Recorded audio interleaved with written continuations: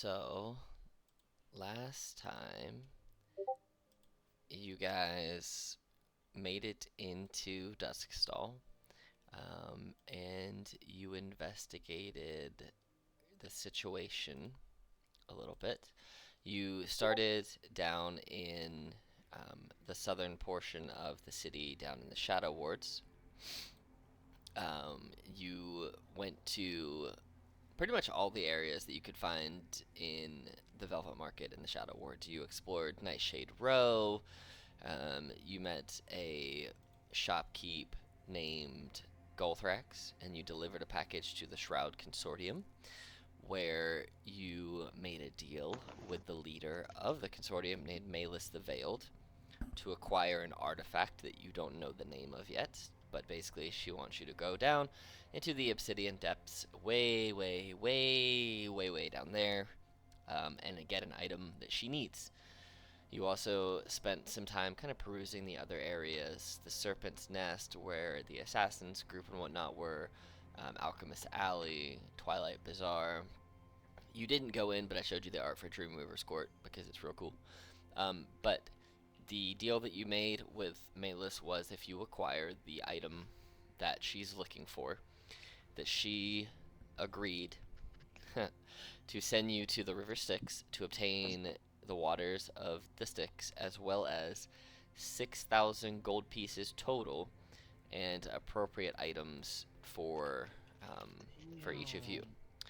You guys left the Shadow Wards and you headed up towards the Monastery of the Seven Bells via the Velvet Market and some stairs that go up and lead you up here. Got stopped by effectively a mall cop, wondering what was going on. And you told him where you were going. He goes, "Ah, that's cool, fine, no worries," and just showed you towards the direction of a inn named the Gorgeous Rat. And while staying at the Gorgeous Rat, you guys called Xandor while he was in bed sleeping, woke him up. You talked to him a little bit about the book, how you're still looking for it, and you got him to send you Graz Renew's head, which is very moldy and decrepit. And that's kind of where you find yourselves now. You guys lay down for a long rest, which is just about to begin. You do hear the bells of the monastery dinging and donging and making bell sounds. But yeah, it is the evening. Did Other we figure out what the Shroud Consortium is? Like what kind of authority, like store it is? Like, is it just a creepy place that for goth kids, or is it like a store? We belong there. you didn't actually ask if they sell anything. You got wrapped up in conversation with Malus, but all you know is that when you were walking through there, kind of following the light that led you to where she was sitting, that there were And you say weird. it's like Yeah, there were a circle of people. yeah, they were kind of hidden in the shadows, and then they Oh, appeared shit, out man. and then kind of Mm. rolled back in the shadows. But there were weird, like, bone relics and things like that kind of laying all around this place. You Okay, so imagine it's a cult, inside of the basically. Shadow Consortium, they did tell you, Gelthorx did tell you that they had rumors of having necromantic magic. So, you know that they were very likely had something to do with necromancy, undead, stuff like that. That's definitely the vibe you got there, too. You know, goth stuff. Okay. Very generic teenage goth stuff. No, like the only reason I'm asking is like I cannot really count on them if I want to buy something. Yeah. Um, He's got a plan. He's a man with a Oh, plan. they're a hot topic. Is that what you're saying? Are you saying they're hot topic? and Believe and whatever you and want. so yeah, they're basically Gothrax curiosity. Does he look like? Did he look like a crafter himself, or did he just Oh yeah, he was on a the he top? was a shady tiefling who sells just random stuff, does some crafting here Okay, and there, and he's not really too much of an enchanter per se, I but see.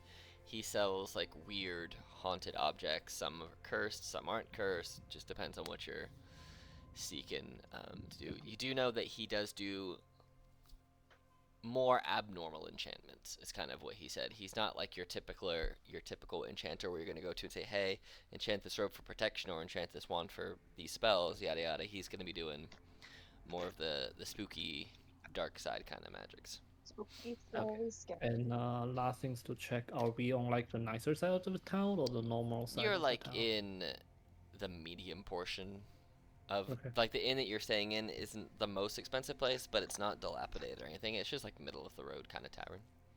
So Okay. you're not in the monastery region, because the monastery itself, there's like monastery proper and then the little um, areas around the outside, but it's all considered to be the monastery area.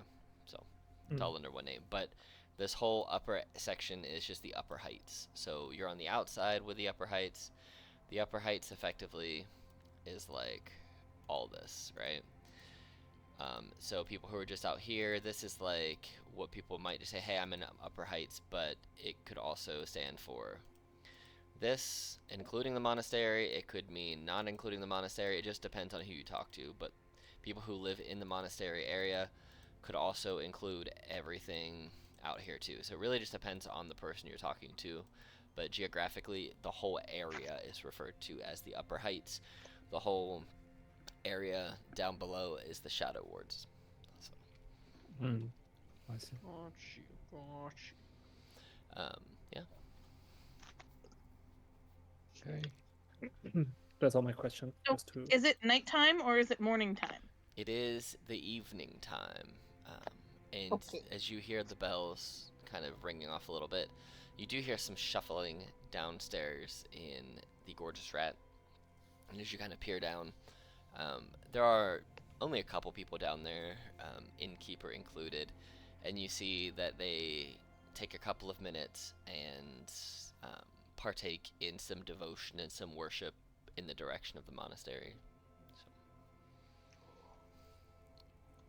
And then after a couple minutes go by of them like doing their praying and things like that, they go back to the music. Kind of dies down in that time frame, but once the bells have stopped and they've finished their praying, then they go back to what they're doing. Was it like all individual prayers, or was it like one big common prayer? Like I forgot what it's called in Christianity, but Oh, so they were all like speaking in their own language and all kind of like Okay. doing their own thing, but they all turned like when they heard the bells, they all stopped what they were doing, pretty almost like in sync, and they kind of turned in what they were doing, and some were sitting up and praying, some were down on their knees and praying that way, others were just bowing their heads silently speaking to themselves. just silent. Okay, Yeah. cool. They were Cool, all cool, just showing worship in their own individual way at the same time Gotcha. as the bells, and then once the bells end, they go back to what they were doing. Hell yeah. Well, you guys want to go to sleep? You want to grab some dinner real quick? How are we feeling? I thought we grabbed dinner at this point. You We were given grabbed dinner dinners. already? That's perfect. Do you need second dinner? No, I'm full. I was just asking I you. thought that was more of a hatchling sort of thing. I was just making sure. I mean, Gene, you're a big person. I thought you might need a second dinner. Food But- is for fueling. I already consumed enough fuel. Then I'm You don't glad to hear it.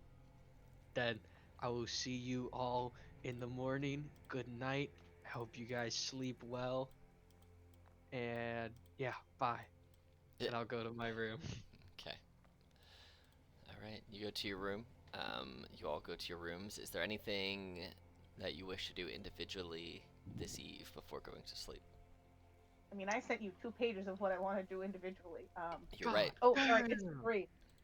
I mean, she did conclude last section with saying that she's going to a panic attack.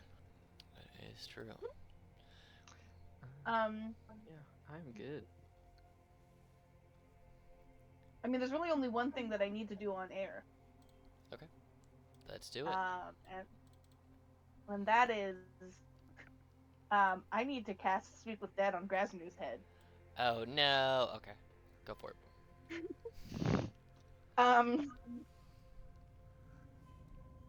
So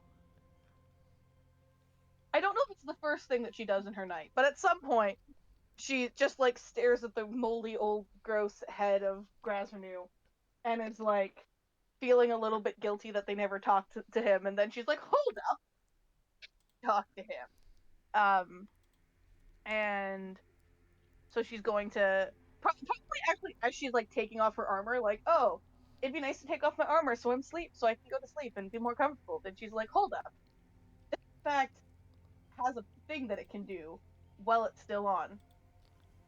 And so she's gonna activate the speak with dead, and then she's just gonna like stare at him for like at least a minute, trying to think of like what's the most important thing to ask. Um, and like trying to like prioritize what's the most important thing, what are the types of things that he's just gonna like try and screw around the answer. And I think like at some point just like trying to get something else, she's just gonna say, why does your sister hate so much? Like what happened between them? They kind of just look for a second at you.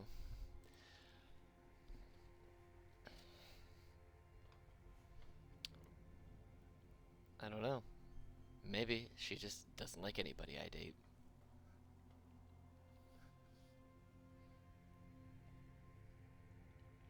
Well, it's a little pessimistic, but okay. Nope, do not get distracted about asking about you and your family. That is not priorities. Okay. Um, Second question. Were you being controlled by Casimir or Sandor to do all of the being a dick type shit that you did, / fucking with my clan? Or was that all you? You see that they kind of look at you almost confused for a minute. I have no idea who you or your clan are. Hmm. Intriguing. Well, I know you now since you've said your name and killed me, but before this whole situation, I had no idea who you are. Cap. We're gonna count that as Sandor bullshit. Hmm.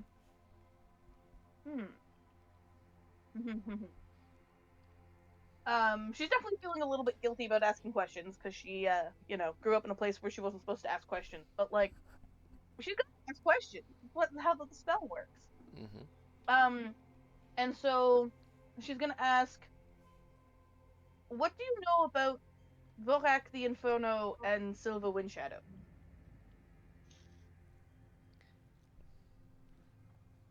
I have no idea who they are or Totally what fair. those are. Just had to double check. Orphan said that you had died once before. How are you not dead when we met? Did you ask how were they not dead when you met? Yeah, how were you not dead? If you had died before. I was brought back to life, I guess. Restored, if you will. I don't know. I was in a battle, and then I woke up on that island. So, Okay, that pretty much answers that question. And now she's gonna think, shit, how many questions do I have left? And she's like to say it because that would be wasting a question on him. I'll be wasting your final Um, question, yes. yeah, no. She's not gonna be that silly and waste her final question on. Wait, how many questions do I have left? No, that's just me thinking. Um.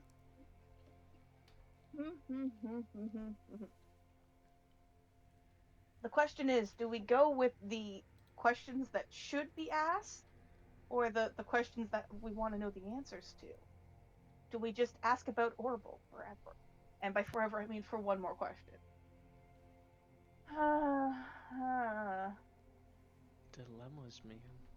Dilemmas, man. Um.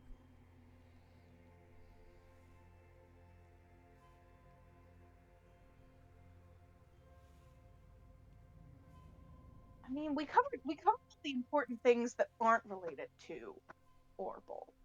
So I think at this point we just take that we have an extra question You don't have, to yeah. ask I about. mean, you don't have to ask the question, but Oh, that is true. I could just stare at him for like a while, just like for 10 minutes. glare at him.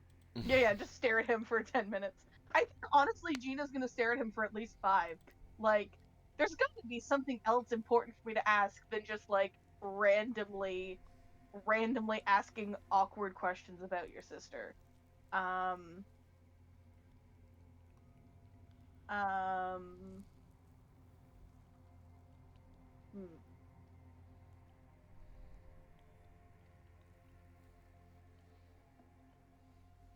Oh no.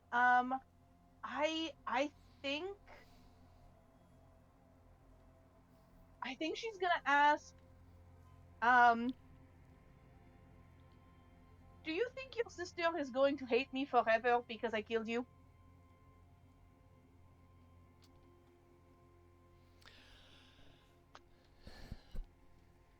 I would not dare to speak on my sister's behalf, but she does know how to hold a grudge. I tell you about this one time when we were kids. She was sleeping and I wasn't, and it was like 2 in the morning. So I took a bucket of ice water and threw it on her face, and then she punched me in the head, and then I got her in trouble for hitting me. And she was grounded for like the next 2 months. And she She was grounded. She was like 30 when you were, or 20 when you were. Anywho, she was never mind. living at home under parents' roof. It's their rules. Eventually, that's one of the reasons why she left, because I was a pain in the ass little shit. But I don't know. You'll have to ask her. Um, I certainly don't hold it against you. You were just doing what you needed to do. Um, but if I could come back to life again, and you would imagine that if he had arms and could make finger guns, he would do that, but he doesn't, so he's just a head. That would be great. I Also, think I'm just gonna like. if you could save my wife, that would also be great. She's just gonna Oh, sort of like glare at the imaginary finger guns, and Hmm. like, how dare you ask me to do The nice things for eyes, you after I killed you? the eyes kind of light fades, and then it goes back to being a head.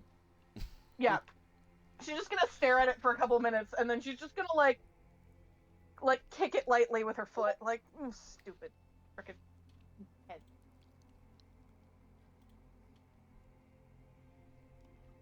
His wife, saving his wife. You know his wife. I do know his wife. Yeah. What, is she in an internal coma? What? Wait, what's wrong with his wife? I forgot. I mean, presumably in having to work for Just still with Sandor? that's what I'm assuming. I don't know. He didn't tell me anything else. I'm just gonna, after I kick the head, I'm just gonna glare at the head for a second and be like, I am going to try that again in 10 days, and I recommend that you continue to try to give me good answers, because I'm going to be real annoying to your spirits for the next who knows how long. Um, and then commence the rest of her night, which I don't need to go into in detail, Okay. No, I want unless to you hear want me it. I to. want But to hear that in detail. I want to hear every single little bit of it. I Well, want to interact with you guys and you not the can 3 pages of stuff I wrote you can already. certainly describe what you look like in the morning, and Yeah. that will leave open indicators to interact if you so choose. All right, so you have the night that you described in the paper that you sent me of many pages. Um, yeah, Imric, Marin, anything that either of you wish to do before you go to sleep? I am getting a good night's rest, and that's all. Okay, damn. Same, bro. same, bro. All right, well, the night goes by, um, and you are awoken by, or if you are already awake, you hear very early morning bells from the monastery. These ones are of a different tonality. They sound a lot brighter, a lot more chipper, a lot more, this is the day, welcome to it. It's a brand new day to go and find new adventure, explore new opportunities. Oh, Morning bells. And if any of you were downstairs, you would see that the innkeeper who is setting up stops, prays again, and then goes back to business.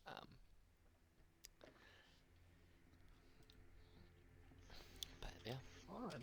Perfect. Well, when I wake up, I don't know if there's anyone downstairs, but if I'm the first one there, I'd love to just get a small little breakfast to get me right for the rest of this glorious day. okay. Well, Meron probably would be up pretty early as well, just because he has been the one that's staying awake most like early morning recently. Yeah. Always on the last shift. You guys can certainly make it downstairs. You guys can order breakfasts. It smells very, very wonderful. The smells in the air are that of cooked meats. A fresh bread or two is being baked. When you order the meal, they bring you out a glass of milk, some juice, and then a pitcher of water as well. It's a very, basically think of continental breakfast at a hotel, but like homemade. Yeah. So, Oh man, yep. it's gonna And be a good day, Marin. yeah, you guys have breakfast. You are looking refreshed, and you see Jean come walking down the stairs. Jean, It's how probably are you looking acting this morning? it's probably like the latest you guys have ever seen Jean wake up. Because no one like woke her up, which is totally fine. But she was just kind of like waiting for you guys to be awake. And didn't know that you guys were already up. She comes down the stairs and she's trying to hide it a little bit, but she's basically like covered in blood, and her eyes are like probably like super bags underneath her eyes. And she's just gonna like come and sit down and grab her continental breakfast and just start eating. Oh, and Wait, why are Marin, you covered in blood? Marin, you have a inspiration for the day since you were a human. I think, right? Yeah, Yep. So Oh, you have yeah. that. Yep, you have that. But had to use it for like 3 sessions, but you know. hey, you can use whatever you want. I just keep forgetting. It's more of a reminder to Me- myself to Same remember. as me. I never remember I have that. But yes, Uh, you can certainly say that to Jean of why she's covered in blood.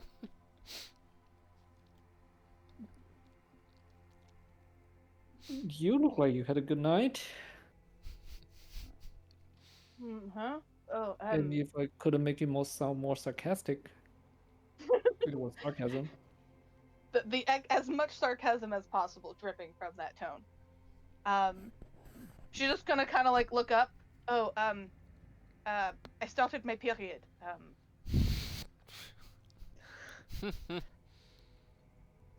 Gene, I don't, I don't think your period gets on your entire body.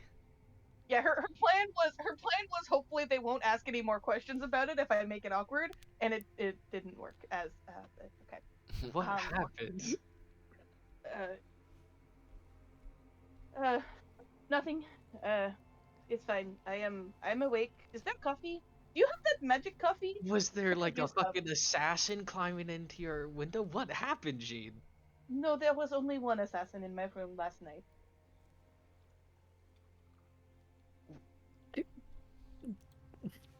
Well, I feel like Well, I after suppose there we was have, the head of one, but that was not counting. I feel like after the food, we probably can go do some cleanup. We also probably can use a good shower, especially you. I Are mean, you hurt? Like, are you okay? Are we? What's? can I tell that the blood is from someone else, not her? Or is it hers? What's the blood look like? I mean, like, what does? Does it look Is like there a it's does it significant? I was gonna say, does it look like it's from you, or does it look like it's from someone else? Like, does it look like if they were to stare at the blood on you, does it look like it's from cuts and scrapes on your person, or does it look like you have effectively slit someone's throat and got blood spray on you, like splatter? I mean, more the first one. And if Marin does a real good look, like they'd be able to see that the blood is in various states of dried from throughout the night. So it's not all just like one big splatter. It is multiple things.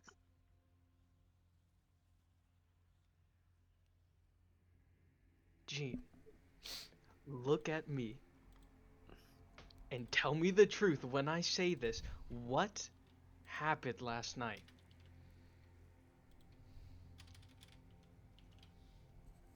No, nothing happened. It was just. It is fine. Everything is fine. You look like you murdered an entire fucking city, Gene. What do you No, mean? this is not as much blood as an entire city. Uh, I've just looked to Marin for some help. I have no idea what's happening. You know, like you don't have to tell us everything, Jane. But since we are traveling together, we are friends. We really count our life on each other, moment to moment. Did you like? It will be really helpful. I mean, we just want to let you know that we are here to support you, and it it kind of doesn't matter what you are up to or what. Like I'm not gonna Go out push and my way murder? off, like push my way to your boundary if you don't want to tell me. But in the meantime, I want to let you. Marin wants to let you know that he like Imrik and him are someone that she can trust and could rely on whenever necessary. I think that actually makes her like feel worse, and she probably she's like probably shaking a little bit as she's grabbing her next bite of food, trying to nonchalantly just be like, no, it's fine, it's fine. Gene, did you murder someone last night? What do you mean? Don't put. She's covered in blood, Marin. Like, we're in a Yeah, city. How do you think she got that? Gene, and I'm pretty sure she didn't jump out of the window and got stabbed by someone or go ahead and I stab mean, do you someone. know, Gene? She could have absolutely fucking done that. Yeah, and you could also wake Absolutely. up the entire district, given that how loud she is. The Like armor wise. innkeeper walks over, hearing Emmerich get louder and louder, and says, "Listen, I'm not gonna stick my nose into your business, but unless you want all the guards and any of the incoming customers to know about your business, I wouldn't be yelling so loud. That's all." And then they walk back away. Does thaumaturgy clean up blood by any chance, or Nope. is it more like a trickery spell? That's prestidigitation you'll need for that. Yeah, Yeah. I have some DM that allows that, Oh, and some yeah. DM doesn't, and I'm like, okay, which one do I use? No, that's Okay, more for like charisma type thingies. So I think it opens and closes windows and doors too, but it doesn't like do any cleaning stuff.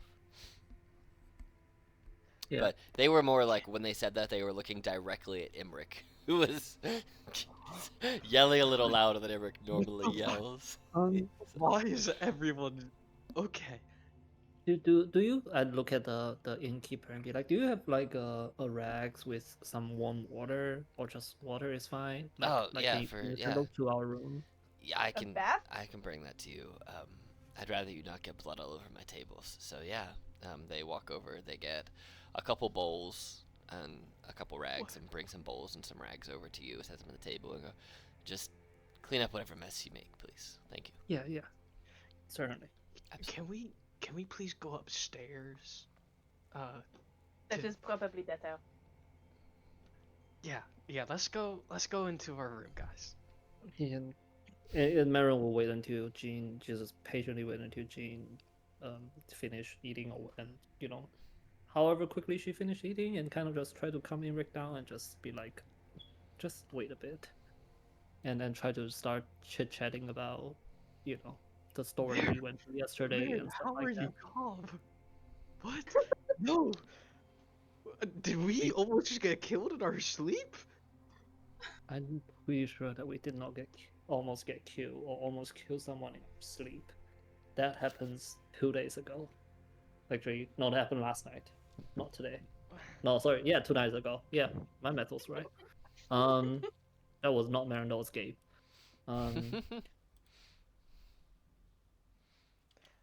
Let's just go upstairs, guys, please. And I'm going up Yeah, to a private whose room room. are we going to?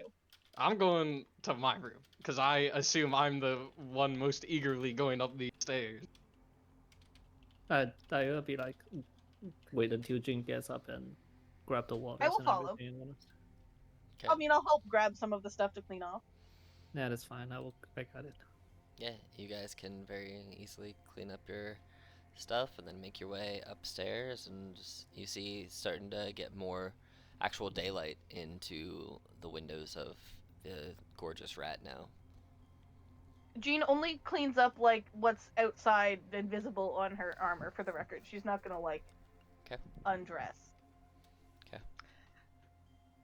When everyone comes in, I'm just very slowly closing the door and resting my head on it, just in disbelief at what is happening right now, because now I'm feeling fucking insane.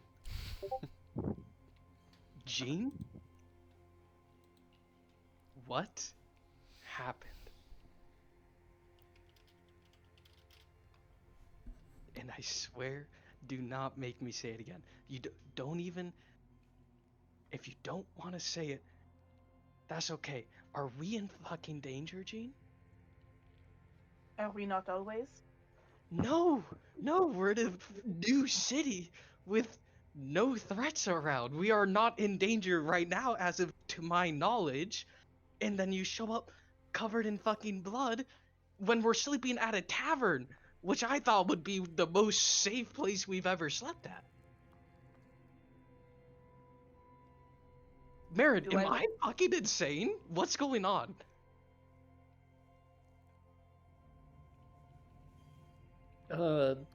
Could Marin, like when Jin was cleaning her armor, try to grab a few pieces and try to clean it, and meanwhile try to identify a little bit as he's doing it? Do you Like, Like, would do Jin you let Marin try let to Marin help you clean? clean? I don't think so. I think Jean's reaction would be very no touchy. Yeah, I mean, are you taking like some piece off before you start cleaning it? I was like, I Oh don't know. no, You can all of clean the your back armor is plate. staying on. All she's doing is cleaning the outside to aesthetically look less bloody. Well, you still have She's your back, right? Like the back of your armor, like sorry, not the back of armor, the armor that's on your back. I mean, All right, sit a still. ton Sit of still. blood on her Just black. sit still. It's kind of a mess back here. Just let me do it, as Marin say. She'll sort of like stiffen up, and she'll let you clean the back. You can certainly As clean. Imrig is yelling at you, and as I'm cleaning, and I will see if I can do like a medicine or whatever check to see if I can Go figure ahead out what and went. go ahead and roll a medicine check.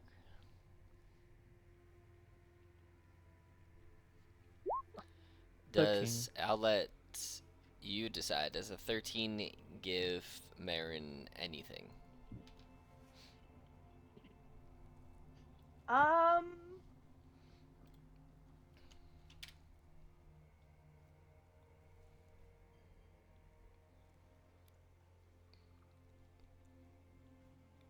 I don't think so. Okay. You clean up her armor very well, though. It looks Yeah. shiny. She can't see that it's shiny until she eventually takes it off again, but it's shiny. So Shiny. She's gonna look up at you, Emmerich, and she's just gonna say, "We are not presently in any danger. I had to remember my training last night and remember some of the lessons that I had learned growing up, and that is why I am covered in blood."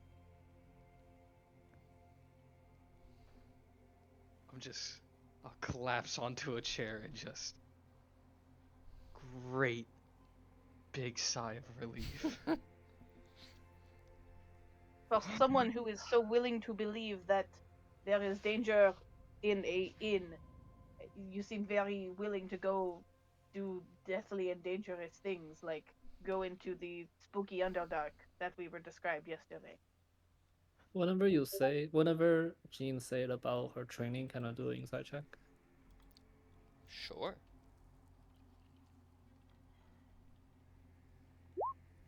15. I mean, seems like she's telling the truth. When we go into the dangerous depths below, I know that what we're getting ourselves into. When when my only one of two friends comes out covered in blood in what I think to be a safe space, I get a little worried, Gene. Oh my god, okay. Um, this is your Yes, training? it is worrisome to see each other this way. I did not intend to worry you, though. Okay, yeah. Okay, this is your training, you said. This is the lessons that I was taught. To... Okay, what? What does that mean?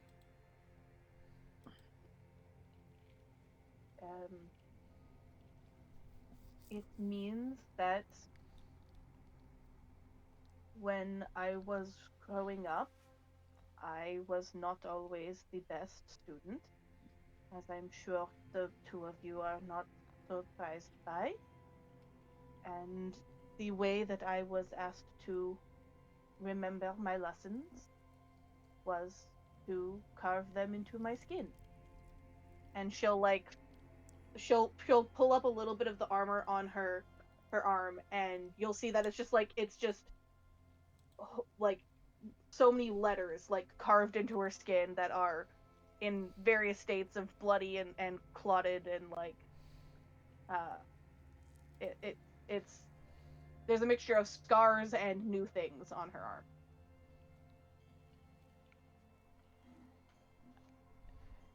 Imric's jaw just drops. And I think he's just like looking at these carvings and then up to Marin behind you and is just wide-eyed. It can't even speak or even breathe as that, but he's just holding his breath right now.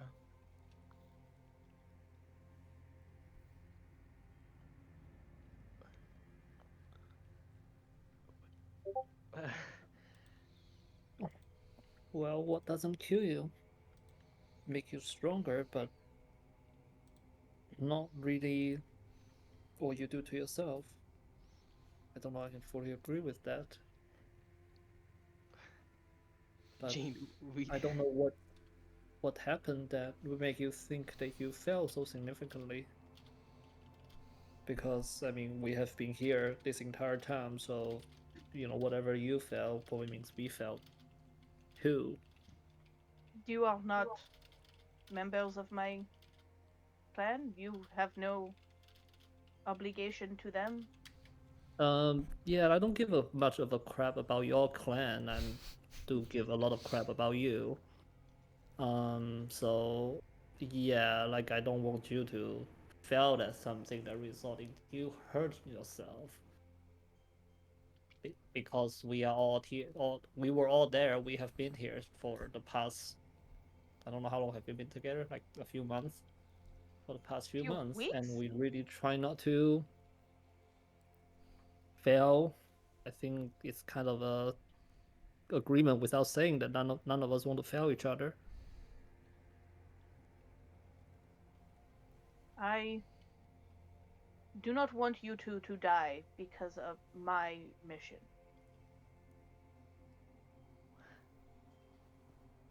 Gene, we all agreed to go on this adventure together. It's not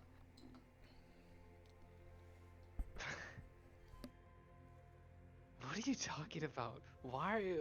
Why? You almost died 2 days ago. And I had to watch as the life almost fell out of you. And it would have been my fault. And what would you do if you are facing that assassin by yourself? I mean, we all saw her power. It's not like the like I'm not saying it's to no chance, but you know, with a collected power of three of us, it's much we were able to achieve what we achieved, and it wasn't a one person battle or one Goliath battle. It's a battle I'm for still all a of us. person just because I'm big. It's still a person. Say what? just making fun of you for saying one Goliath instead of one person. But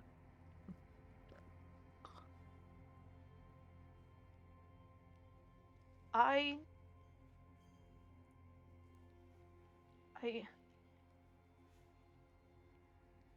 I don't know how to both follow the orders that I have been set and also to follow my friends. And I don't know how to do both.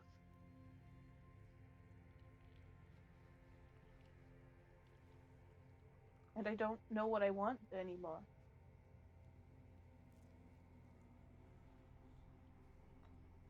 Gene, you know, Imra, go ahead.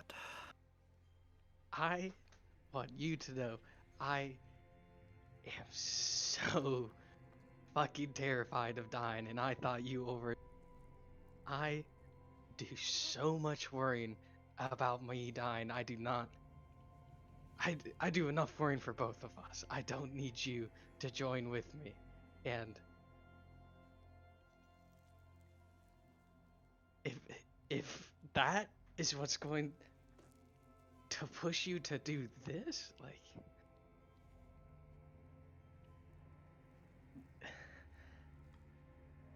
I mean, it's the same way the other round. I, I don't want to be waking up to see you like this, okay? Fuck, that terrifies me even almost more than of me just going to sleep forever. To see you fucking covered in blood and with fucking letters you carved into your arm that you did yourself, not even by some of the freaks we've been fighting along the way. No, you did it to yourself. How the fuck do you think that makes me feel? I can't even imagine.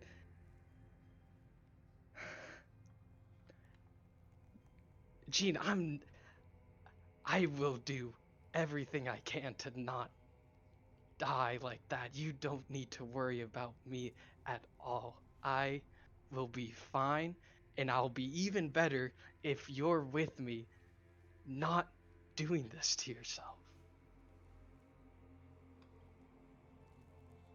You're literally tearing yourself apart.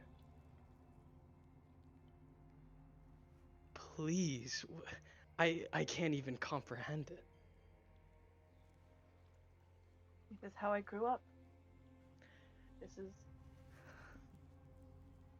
So, how I grew up, and something happened that never came expected, as you guys all know.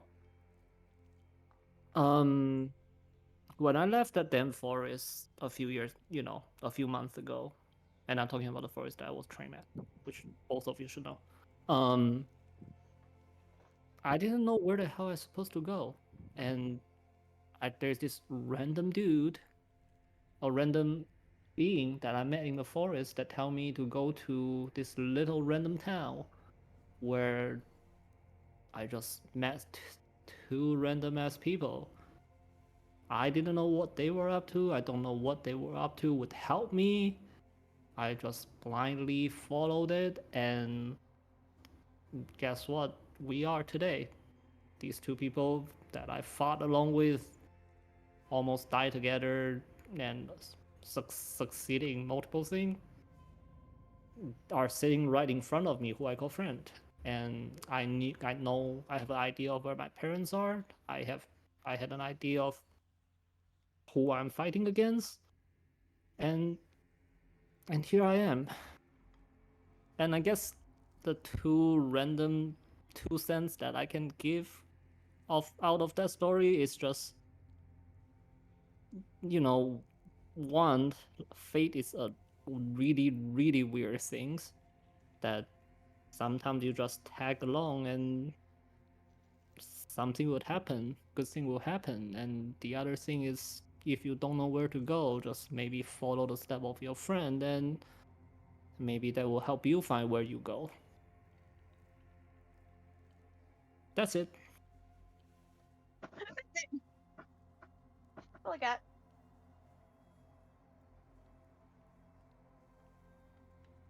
Just For most the of that, idea of I will use having that. friends goes against what I have been taught. Allies, yes. People to work with, yes. Friends, caring about others, no, was not allowed. And so, how do I both follow what I have been taught and have such friends like you?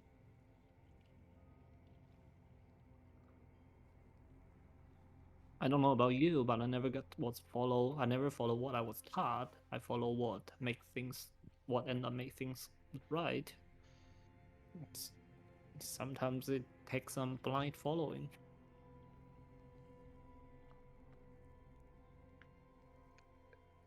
Gene, your. I'm sorry to tell you this. Your order has never once cared about you at all. And if this is what they're teaching you, it would be best for everyone in this room, most of all you, to turn your back to them and to never fucking look back and to just stick with us and just Until they forget come and about kill me?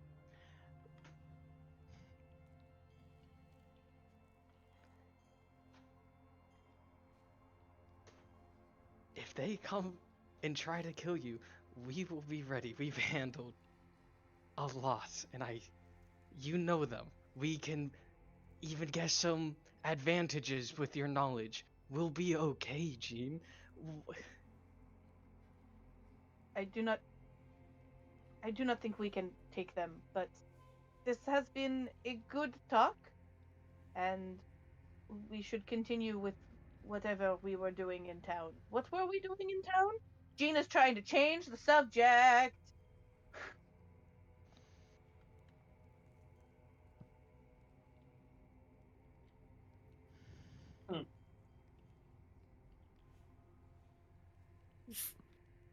Marin look at Jenny in the eye for quite a few seconds and be like, "Well, where do you want to go? What do you want to do now?" We were planning on going to check out the monastery, but there is probably other things of interest in this part of town. Well, it's a pretty big city. The cool part of the city was very cool, so it is like that there are cool things here as well. Why are we just walking? Like, what? No. Gene, are you okay? Are, are Everything, we gonna be okay? we are fine. We are all alive. Not just alive, like.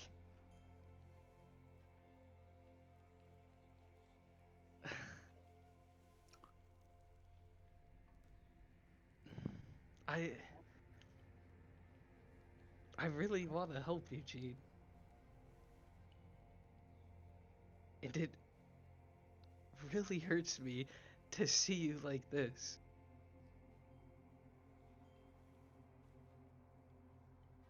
Can can you just please?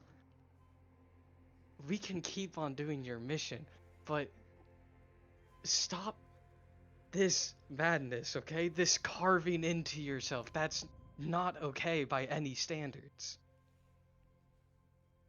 Can you please just promise me that you won't at least do this? You can still be with your order, just this one little thing that your friends are asking. I will. I will do my best not to open up the scouts. Thank you. And I will try to give you a hug if you'd let me.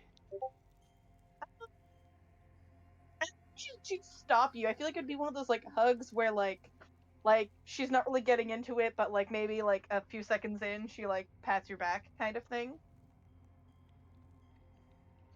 I'll take it.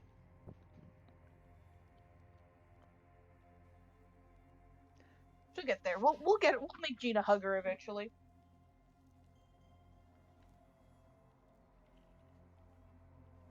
All right, let us go see the town. Allons-y. She's still exhausted, by the way. She's still very tired. Do you have that? Do you have that magic coffee? What does the magic coffee do? Actually, I don't remember. Yeah. This is just give me a second. Alex, let me know this is DM approved. Like, can I just pull out a pot and then put in some coffee bean? Like, sorry, I can pull out like a mocha pot and just put in some coffee and just have the produce flame in my hand and heat up that whole thing. And at some point, there is a pot of coffee. Yeah, that's fine. Okay. Marin just being a coffee maker is my new favorite thing.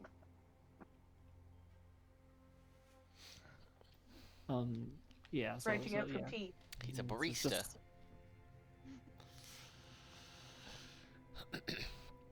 All right. So yeah, there's a pot of coffee. So you Let me guys have some coffee, and I take it you start to head out of the Gorgeous Rat and maneuver towards the next portion of the city. Is there anything else interesting in this portion of the city? There is.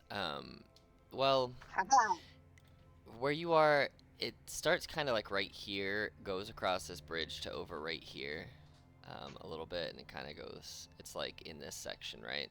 This part of the wall here, and then across the bridge and over there. It's like one conjoined thing. So, that whole area, as you kind of maneuver over there, it looks like a smaller, more secluded market. As you're, whoa, there we go, Jesus. Let me actually just do this. Put this on the map here so I don't, there we go. That way I don't accidentally almost grab the line that separates every single time. So, as you guys maneuver over there, you end up in this, well, I'll move you over there. Move to this place called the Alabaster Walk. This is a more secluded market. It's between the cliffside villas of the elite. Here, you see there's lots of art, luxury. Some places are barred off to you because of exclusivity. But as you're kind of walking around here and looking, you see that this walk is lined with white stone stalls bordered by lots of different blooming gardens. It's a very leisurely, very upbeat kind of, very wealthy feeling kind of walk. In direct opposition to the Shadow Wards. This is a very light, very uplifting looking kind of place. You see here lots of things that are for sale. Some aren't, some are for show. But there's lots of fine art, sculptures, some paintings that change with the light. You see rare books and hand-bound grimoires. You see some shops selling glassware, magical inks, spell components that are excessively expensive. You also see that there are a couple shops that grab your attention because they are actively trying to pursue buyers um, for their items. This, other than these two who are yelling to try and get people to come buy their stuff, it's a very serene and quiet place. Everyone who's walking around here looks very contemplative in their walks. You do hear softly flowing fountains and the occasional bell from the monastery, more like not the same type of bells as before, more like it's quarter after, it's half the hour, it's quarter till and top of the hour, just the kind of ring so people know every 15 minutes how the time is going. But it's almost peaceful and meditative here. But the vendors that are calling out to try and grab attention, you see one is selling spell scrolls, grimoires, inks, all shimmering in different colors, and the other one is a artist who is creating living portraits. So they are there. Otherwise, you What can are keep on walking. living portraits? They're So one of them basically is more like a yeah, magic item. so you've seen the Harry Potter movies, right? I was gonna say, Yeah. are they Harry Potter portraits? Think of it like that. Yeah. Okay. They don't talk to you or anything, Moon, but they tell do me, kind of tell me float. that you read Harry Potter. I did. I haven't read it, but I've watched the No. movies. Baby. But yes, the portraits do move. They don't speak to you or anything, but they do move and they do get involved with their environment within the painting. So this seems like this whole area seems to be very catered to the wealthy class who just have money to burn just for the sake of spending money. You will definitely catch some looks as you do not look like you belong here. Every now and I again look at my you'll catch a companion. whisper and you hear people saying, like they are looking at you and kind of shunning you and kind of maneuvering away. But you know, I there's look that. at my companion and be like, if one day we all decide to get like a, I don't know, a castle or whatever together, and that we need one of those, and just point it to the knife painting thing.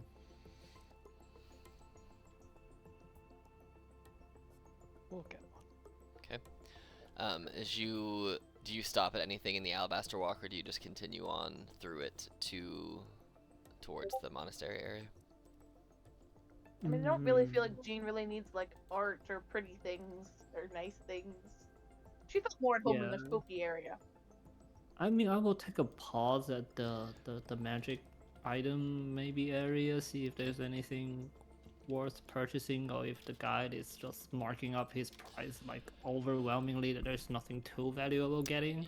That's 100% what it is. Just with your passive insight, you know that these items are not worth nearly a tenth of what they're selling them for. They're merely selling them at this price because they can say, oh, only the wealthy can afford them, and it's more of a status symbol to sell some of these items than it is for them. Mhm. And I mean, they're still making a bunch of money off of them as sheer profit, but you know that they're selling them for status more so than what you would actually use them for. So Okay. as you guys continue your walk through and out of the Alabaster Walk, you make your way through the. This is what's getting everybody's attention up here. The discussion of it being the crown jewel of Duskstall's commercial scene, located near the monastery, but not quite inside of it. You go into an open air market called the Gilded Plaza. You see that the Oh wait, stalls. shoot! I forgot to make notes. the Gilded s- Plaza. The stalls are made of polished marble, intricate gold and silver engravings decorate every single archway. You see the people that are walking here are even richer looking than the people who you just saw in the Alabaster Walk. You see here for sale, it's actually that gilded. There are fine silks, there are rare gemstones, enchanted jewelry, perfumes of smells that you've never smelled before, handcrafted weapons.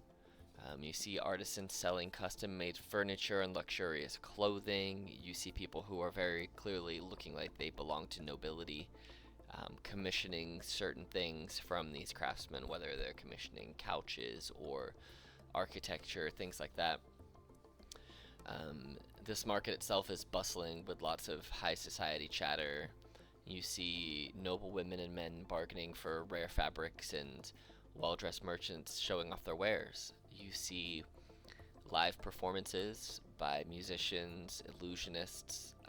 Shopping here is very much an experience. Just walking through is like nothing you've seen before. This isn't one of those walk in, haggle for what you need, and get out kind of places. This is a place where you would go even if you can't afford anything, just to experience the environment, to see the performers, to see how the upper crust of society live, see all these really interesting, really expensive, really high class items and creations. There are a couple of stores that grab your attention because they are shockingly not as busy as everything else, so you're able to kind of walk up to them and kind of look at the goods. You see there is one place called Ilarian's Enchantments, being staffed by an elven mage. You see that they're selling jewelry and accessories. You see some of the pieces of jewelry have little magical effects. You see some are producing a little bit of lights. You see signs under a couple of them that make you seem more charismatic for a short period of time. You see some that will keep you warm on a cold winter's eve. Others that produce the smell of fresh linen all of the time. Other pieces of equipment that you can utilize to clean a single piece of clothing once per day, things like that. And at the other place that you see as you're kind of window shopping and maneuvering around, you see the name of a place called the Emporium of Exotica. You see here, this is more of imported goods and wines and things like that.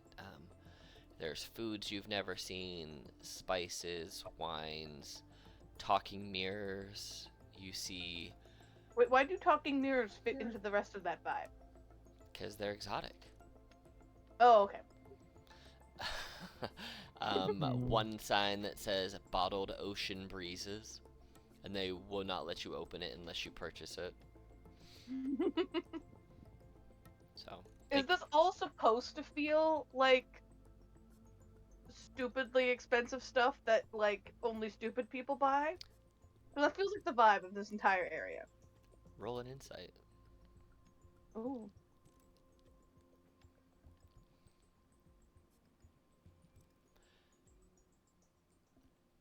To you, yes, that's what this feels like. Okay. You say they all start with an E. Why? Ilarian Enchantment has some necklace and jewelry, Yep. and then they look like they are like proper magic effect, or they are like just utility based. They look like they're utility based.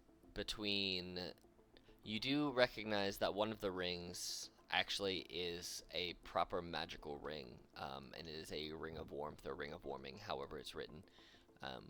But you see that it's shaped kind of like the inside of it's got sheep's wool, and the outside looks like it's made of wood, but it's actually made of marble. And you know just from ring of kind of, warnings, or like my dagger no of warning. warming, like getting you Oh. warm. Yeah, I think it's called ring of warmth in the PHB. It basically Yeah. keeps that, and it looks like the image that you can find in there. But yeah, there is a ring I'm of warmth. There specifically is. looking for like a telepathy kind of item. You can go ahead and roll investigation if you want, and see if you can find something like that. Okay. That's not how you roll. That's how you roll. A 19. So as you Question is, could I double up on resistance to cold damage with a ring of? no, I mean, I knew that was the answer, but I still had to ask, you know? That's true. Is it a ring of telepathy? Wait, a Is that ring? what it is that you're looking for?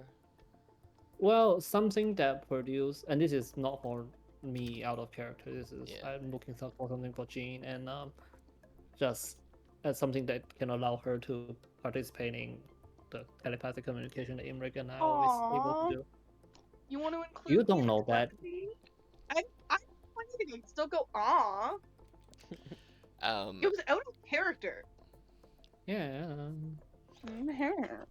so with a 19, there are two things that you can find. One of them is locked, and you can see it. It's a crystal ball locked beneath a crystal cube, magically sealed with multiple layers of the lock spell, arcane lock, Yeah. and multiple versions of this. And as you're kind of looking at it, the Ilarian, the owner of Ilarian's enchantments, the elf who's standing there, kind of almost glides over to you and says, "Oh, I see that you've taken an interest in my crystal ball. It is a crystal ball underneath there." And as you look at it, they explain this item comes from quite the far distance away. So far that even I don't know where it's from. But And how do you know it's from far away? because that's what the importer told me. That they traveled for many a moon to get to here. I don't ask where my items come from. I just acquire them and resell them.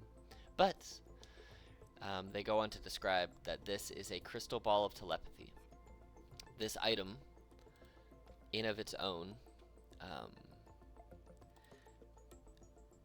is valued at minimum 200,000 gold pieces, as it is a legendary item. But here is, I don't know if it'll let me share We with can probably. you. All right, probably right. Yeah. Here we are.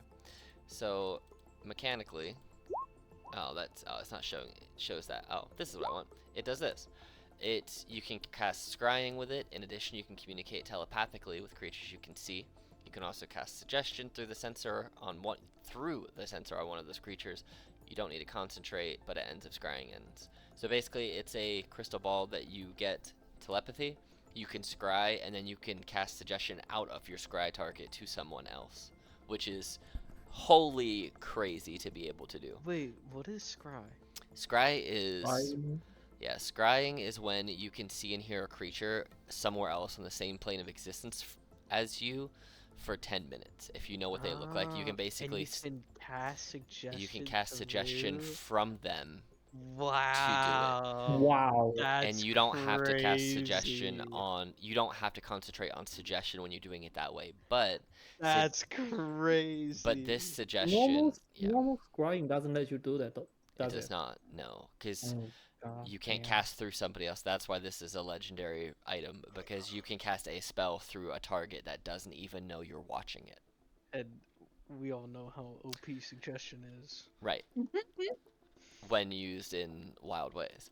But there is something else that you do see, kind of in the same vein as telepathy, and this elf sees you looking at the crystal ball and just assumes you're poor, right? Just assumes you're broke because you don't look like everybody else around here, so they assume if you're not as wealthy as the superiorly one half of a percenters around here, you're probably not wealthy at all. But what you do notice, sitting beside it, kind of pushed off to the side a little bit because it doesn't look as cool and it is not as exciting. You see this weird helm-shaped item that looks like it's got a brain, an exposed brain, with almost like an owl mask on the top half of it, with a purple gem in one eye, and it says it's this similar items. This is what you see, and looking at it, you see this to be a helm of telepathy, which You get telepathy within 30 feet. You can also cast Detect Thoughts or Suggestion from this helm, but once a day. But yeah, you see this beside it, and this has a value of 150 gold pieces. Oh shit, we can afford that. But it's not as exquisite looking, and to this mage, it looks quite distasteful and ugly. It's very, what's the word I'm looking for?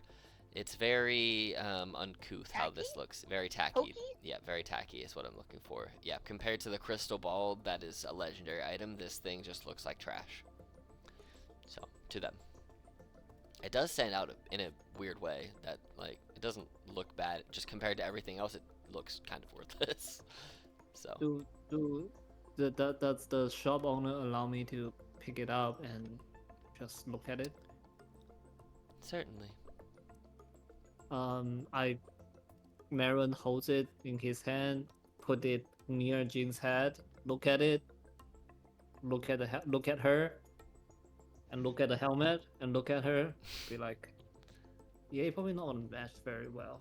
And he said that out loud. And then he It does put not it go on with the skeleton armor vibe that I sort of have at the moment. Yeah, but the brain part looks a little bit what's the word for it? Undead. Shitty. Shitty. It looks like a real brain, not what the art shows. It looks like an actual brain.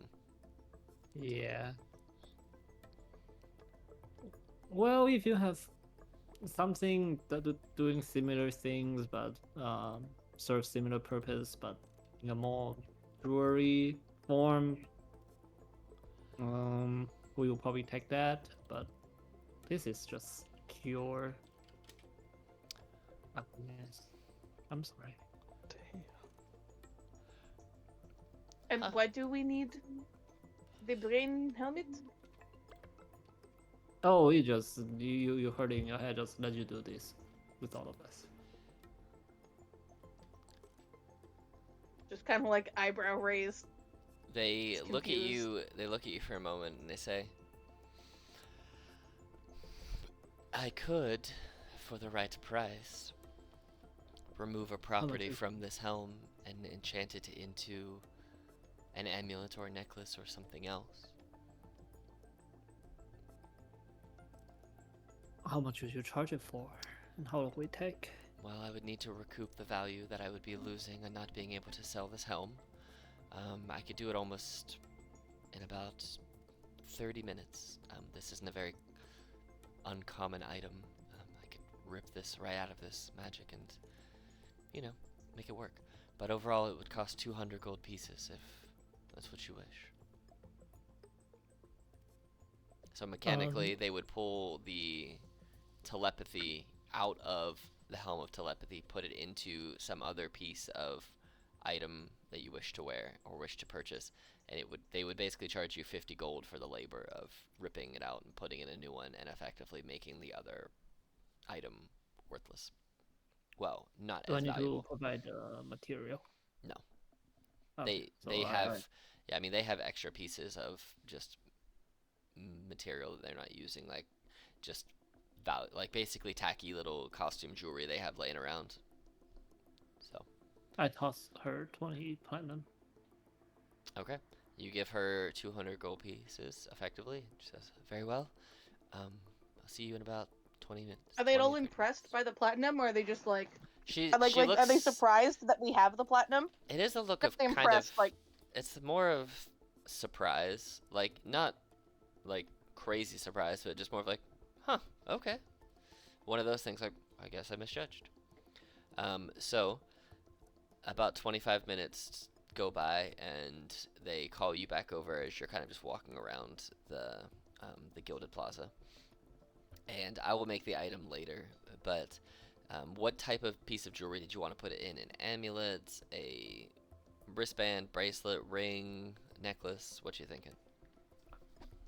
I will ask her to put in like a bracelet, I guess. Okay.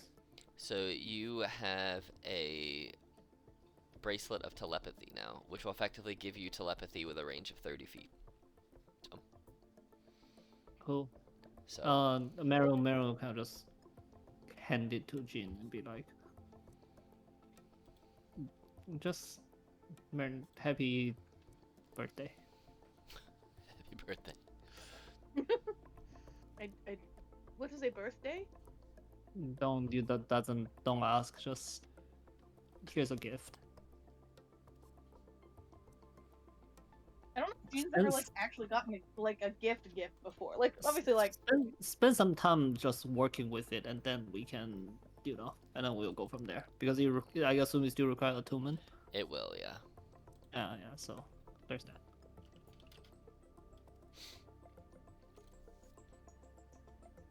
Jean's just gonna like hold on to it like in her hand. Like, I got a gift. I got a friendship bracelet. Now she has 2 friendship bracelets. And yeah, she's just gonna be a little confused, but a little touched. There you go. Alright, so you have what's your other bracelet? Oh, I know what your other bracelet. It's your amulet, right? For your thing.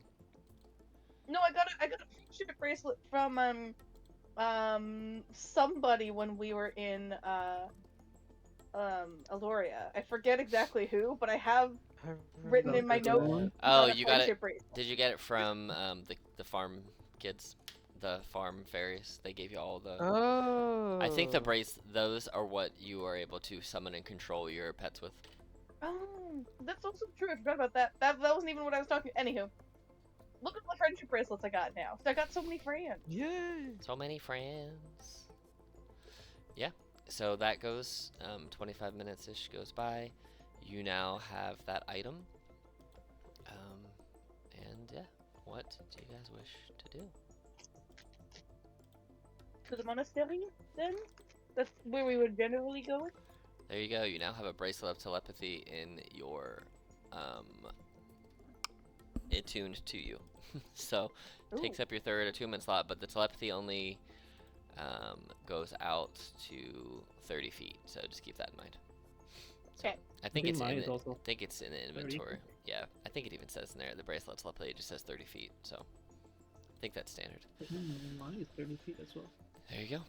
So yeah, you And now I'll have it and here. and with that being an attunable item too, you can always take it off, give it to somebody else, or just de-attune from it if you need that slot for something else. So fair. Can we? I know that's not how it's supposed to work, because it's supposed to be like a one-way communication. But can we like just have a chat room in our head? Are you gonna now that we all have telepathy, you want a telepathy chat room? Sure. I mean that's a question to Alex. I don't want to just assume I that feel that's like the case. for like fun RP stuff, when it's not like if it's like mission critical, probably not. But as far as like so with the way that telepathy works, if I recall, it lets you does it actually say it's one way or is it just telepathy? It's supposed to be one way. Let me send mine to you. Yeah, because it's not showing up how I think it'll show up. But yeah, I mean, if you're able to speak telepathically, then I don't see, and if you all have telepathy, I don't see why you wouldn't be able to. Let's see. To any creature you can see within 60 feet of yourself, the telepathic uttering a language you know. The creature understands. Oh, You can well, so it doesn't give the creature the ability to respond telepathically, but because all of you can speak telepathically, I will say that you 3 are able to communicate basically between yourselves telepathically without any issue. Now, if there are highly magical people who are observing it, they'll probably be able to figure something like that out, like if that's what's happening, if they roll well enough. But I mean, I don't see why you all having telepathy, why you wouldn't just be able to. If I'm sending you a message in your brain telepathically, you can send one back to me telepathically if you're telepathic. So, yeah, I mean, effectively, for your chat room, yes, you can all do that. So. Okay. Yay! And Imrik, I can do a little bit further than Jean, and Imrik can do further than both Yeah. of us. Yep. Okay. Step by step. All right. So, you guys want to continue on towards the monastery, I believe. Mhm. Yeah. Monastery. Okay. Monastery. So, as you guys complete your excursion within the Gilded Plaza, you are thanked by the operator of the of Alarian's enchantments for your business. And you walk out and you continue kind of on across the bridge into the monastery region proper. Um, and as you make your way over there, you see that this monastery, you know that there are two rivers that run alongside Duskstall, and you know that there are many cliffs here. As you kind of walk around the corner to walk up the stairs into the monastery region, you see that the monastery itself, now that you can get a full frontal view of it, is perched precariously between a couple of cliffs and shrouded in an air of spiritual and arcane significance. You see that it looks full of history. Its purpose seems, well, important. And you see that when people maneuver into and out of the monastery, they seem to hold it in great reverence. It does look very old, but it looks very well built. You can feel magic emanating from this monastery itself, and you do see that hanging in different towers within this monastery, there are 7 total bells.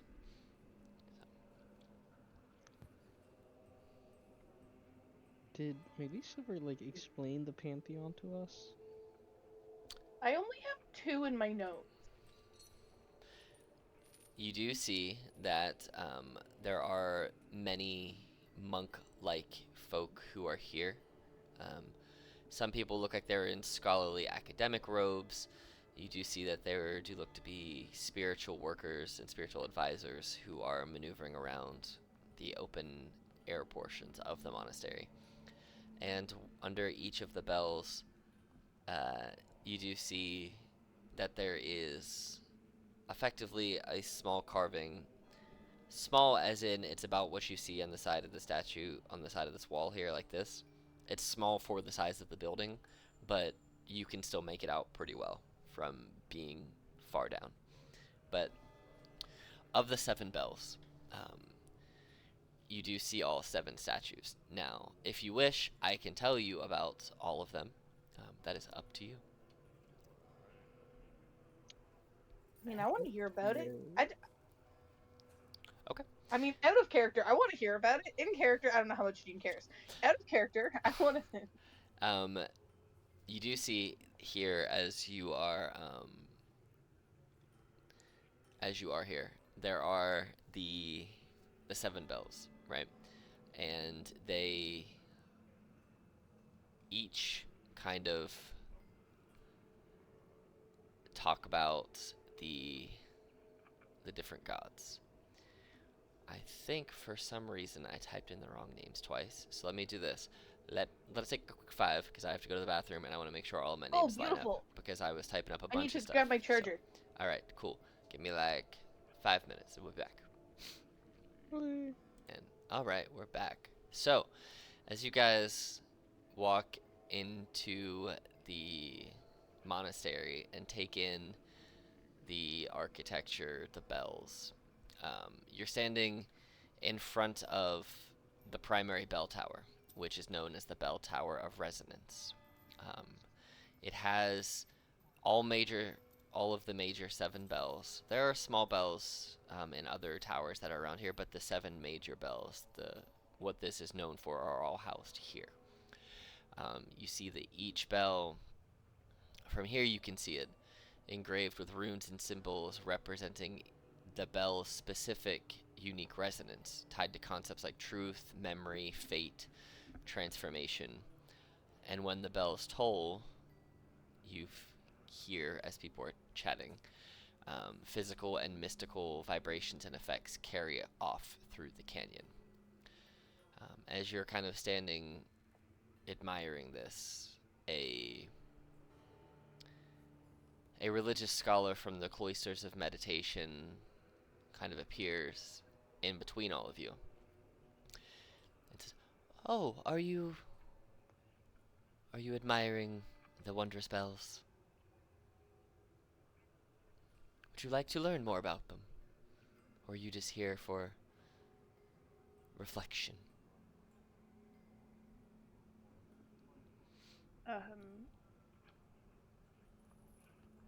I think we are here to learn more about them. Excellent. I will tell you all about them. We'll start from, well, the very top. And they will read out to you information about all 7 bells. Starts with, these bells represent each deity within our Twilight Pantheon. First, we have Vespera, the Veiled Lady. Domain of mystery, secrets, moonlight, and magic. I will send all these to you so you don't have to Okay. write them all down. Okay. The symbol of Vespera, the Veiled Lady, as you see, and they explain to you from a distance where you can see it, is a crescent moon with a veiled draped over it. They go on to describe that Vespera is the goddess of secrets, mysteries, and hidden knowledge, often depicted as a cloaked figure with only her eyes visible. She embodies the power of the unknown and is revered by scholars, mages, and those who seek hidden truths. Her dedicated followers believe that every secret revealed comes with a price, and they often keep their own lives shrouded in mystery. Typical followers, as they go on to describe to you, of Vespera are mages, scholars, spies, and oracles who seek arcane knowledge or the unraveling of secrets. Moving on to the next bell, Noctaris, the Shadowed Keeper, with domains of protection, shadows, guardianship, and the threshold. The symbol you see carved onto this bell is a key wrapped in shadow.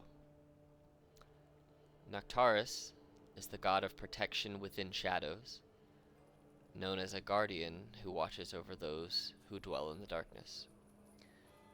Often called upon by travelers, thieves, and those who work in secrecy to keep them safe from harm. Depicted as a figure with a cloak made of shadows, he's revered as both a defender and a warden of the unknown. People who typically are specific followers of Noctaris are thieves, night watchmen, and travelers who venture into dangerous territories or seek protection under the cover of night. Moving on to the third bell, a name that you recognize in Leora, the Duskwalker. Domains include transitions in general, twilight, life and death, and passage. You see a setting sun with a single feather present for their symbol. Leora is the goddess who guides souls during times of transition, from life to death, from light to darkness, and from one journey on to the next. She's depicted as a serene figure walking along the horizon, her cloak reflecting both dawn and dusk. He goes on to describe that priests of Leora are often involved in rites of passage and funeral ceremonies, helping souls find peace and travelers find their path. Typically, people who work in the realm of Leora are clerics, healers, and those who work with the dying, as well as travelers and guides who navigate the uncertain paths of life.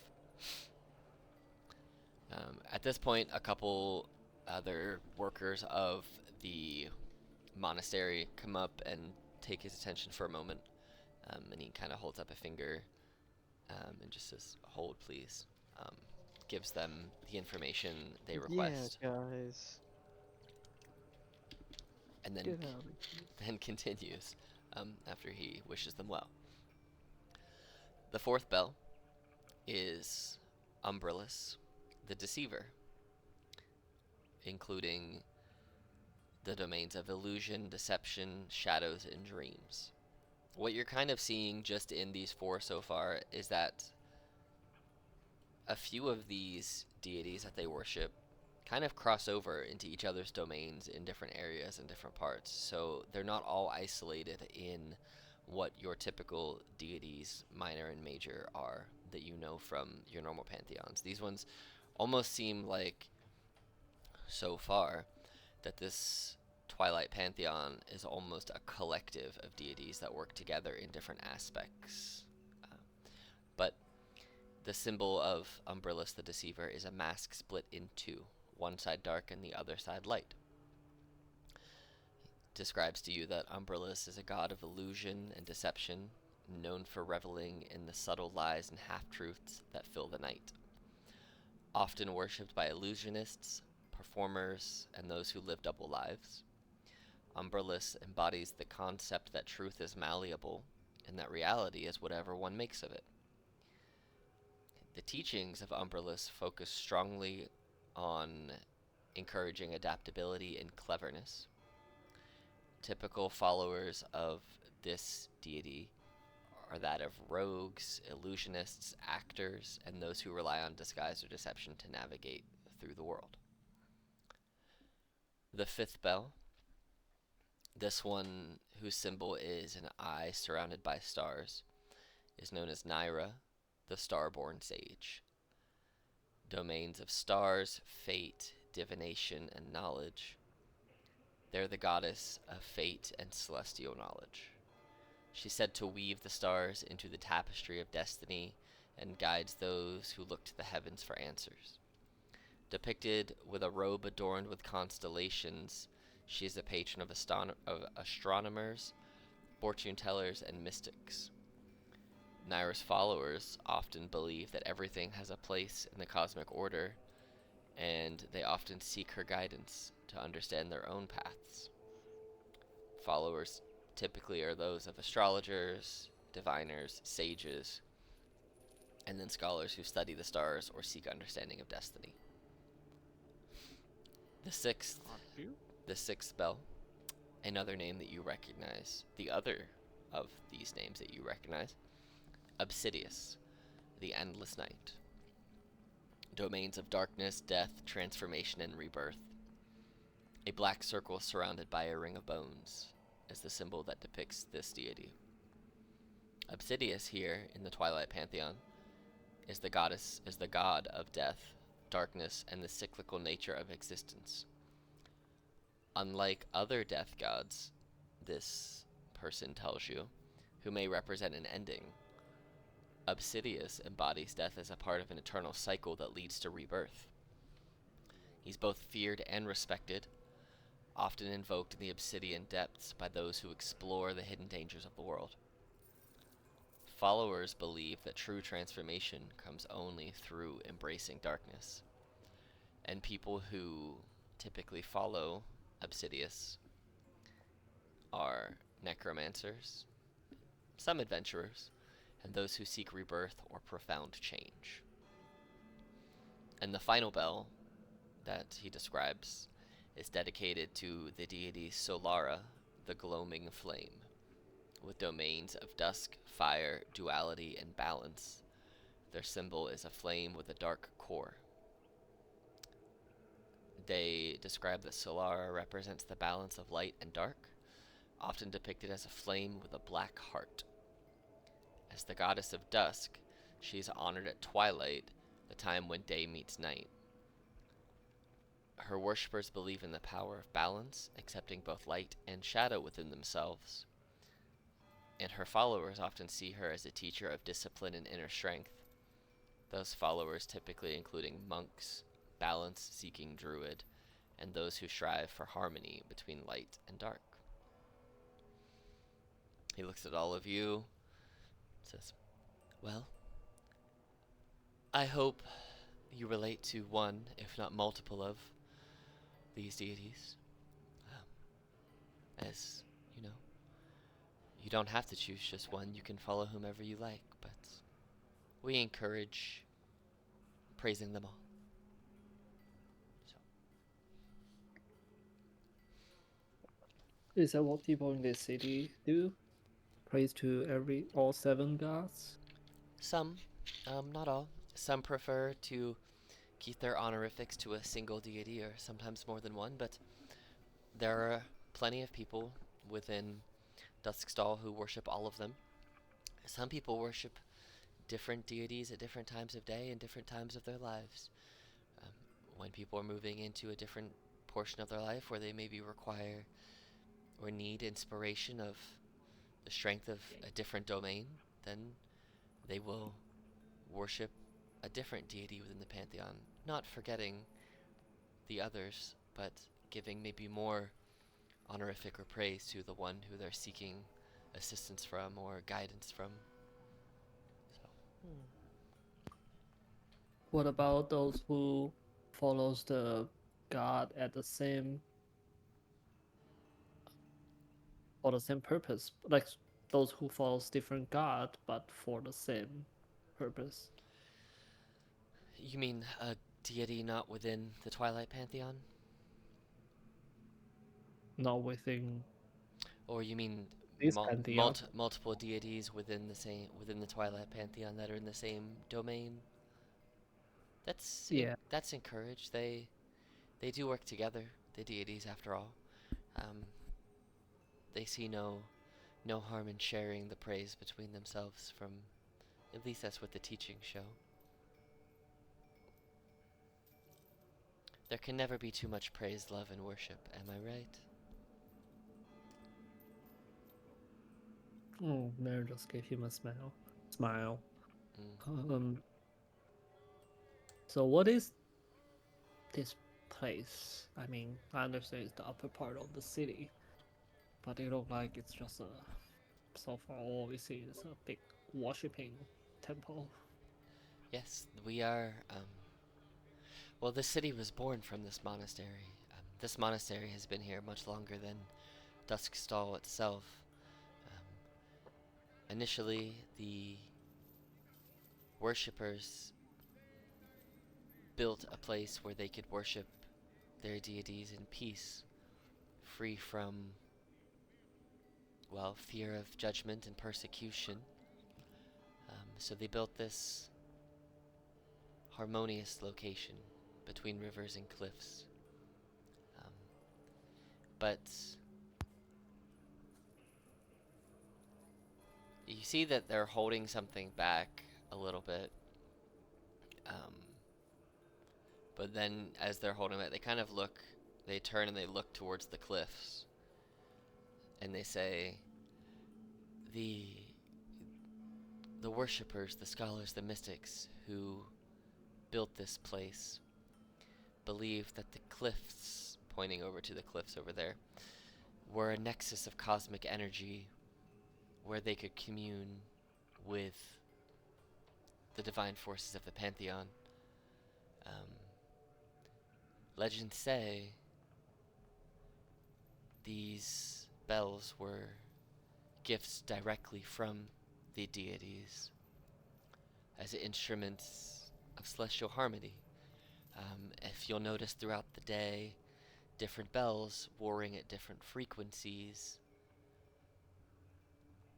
and that's kind of reminding us of the deity of that portion of the day.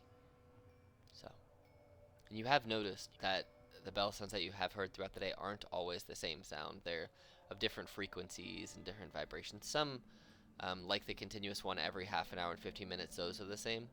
But there are some bell sounds that you hear every now and again, just at seemingly random times throughout the day, that are of different frequencies. They make different sounds. They just are different. And now this kind of explains a little bit of why. Neat. Hecka neat, man. Mm-hmm.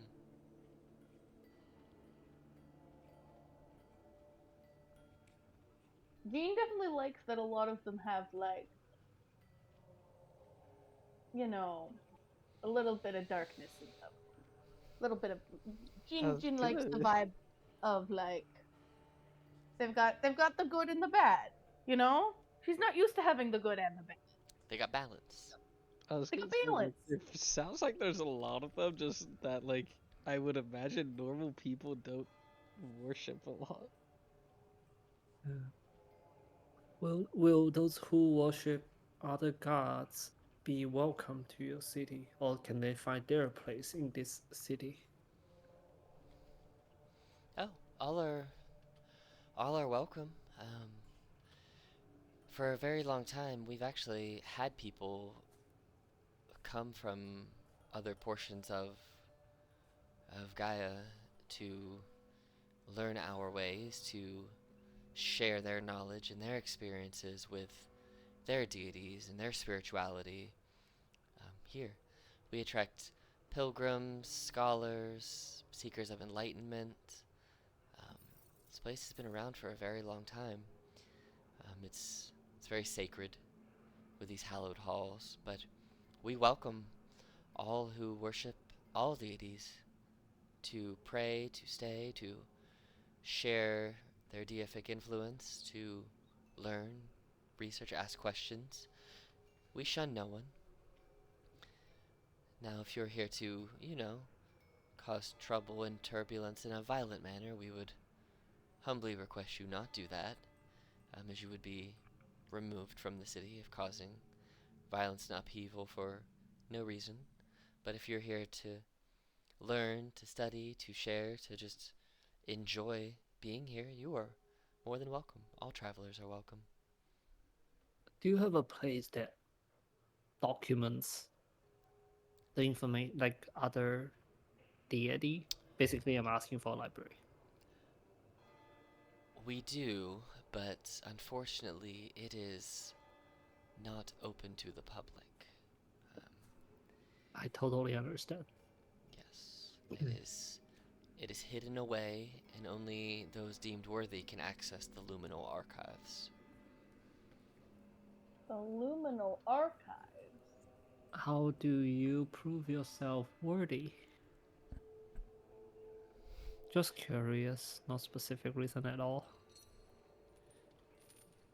Just non-suspicious, non-specific reasons for wanting to get into the secret library. No, I mean, I figured that most of our general foes should be They look kept at away. you, and they very much have no reason to think that you're deceiving them. I'm not even gonna roll a deception check, and just don't roll a 1. I rolled a 2 on my insight, guys. Natural one. Nope. Okay.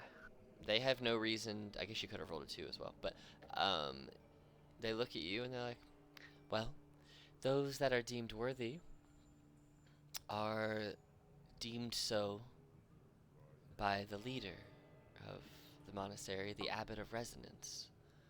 Um, they are the one that determines those who are worthy.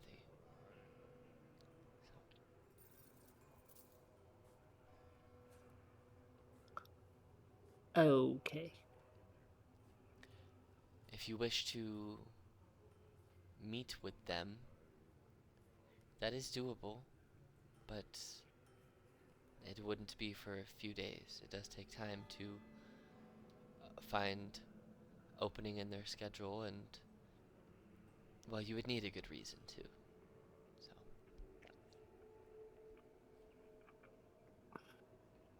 you notice that as he's talking, like on the robes that they're wearing on the outside, they kind of, as they're moving, the wind kind of catches them just a little bit, and you see on the left chest of this person there is a small symbol of a bell, and under it there is an A. Um, this is the first time you have seen this here, um, but you've also, you know, not really peeked too close at other people's underclothes. But that does catch your eye since you're looking at him and talking to him, and he kind of shuffled with the wind there. So Did he like intentionally try to hide it away? he's Try not to trying hide to it? hide it away. He just, like, as his robe kind of falls from the wind a little bit, he just kind of pulls it back up. Like, he's not tying it tighter or hiding it. It just happens where it's angled, and the fact that he's got a rope pulled over him, it just kind of naturally falls over it. Like if you're wearing a shirt with a breast pocket and you put a jacket over it, it just kind of covers it naturally. That's just kind of what it was. What is that thing? He looks down. Point to the. Oh, um, this is This symbolizes my my rank here in the monastery. Um, I am one of the acolytes of the chime. He goes on to tell you that the acolytes of the chime are those who are studying the monastery's teachings, hoping one day to become bell keepers or scholars of the luminal archives. That's their goal. So, but there are three little groups within, well, four groups technically within the monastery. There's the lowest on the totem pole, us, the acolytes of the chime. Then there's scholars of the luminal archives, which, you know, their job is in their name. They're the scholars of the archives, right? You won't see them out here ever. They live in the archives for all points and purposes. There's also the bell keepers. There are 7 of them. And you may or may not see them.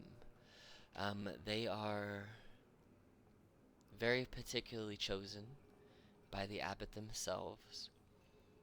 They're responsible for maintaining and safeguarding the bells, each one specific to each bell. Their lives are devoted to understanding the bell and everything about it, from its sound to its shape to its symbology to its history to unraveling new mysteries. And then he kind of points, and you look around and you see now that there are more people kind of making their way up and exploring and admiring the monastery and maneuvering around, you see there are more than a handful of people wearing these deep green monastic robes. And he points them out. Says, they're the Celestial Wardens. Um, they It's a protect the badass monastery. name. They protect the monastery. They're trained martially and arcanically, and they ensure the monastery remains safe from external threats. So, if you were to cause a ruckus, they would be who you would have to deal with. And I don't recommend that. They look very monk-like, but Emmerich, you can very much just feel the arcane magic emitting from them. Something about them is mysterious yet terrifying at the same time. Like they could beat you with their hands or with their magic, and you're not sure why, but it's what they are. So.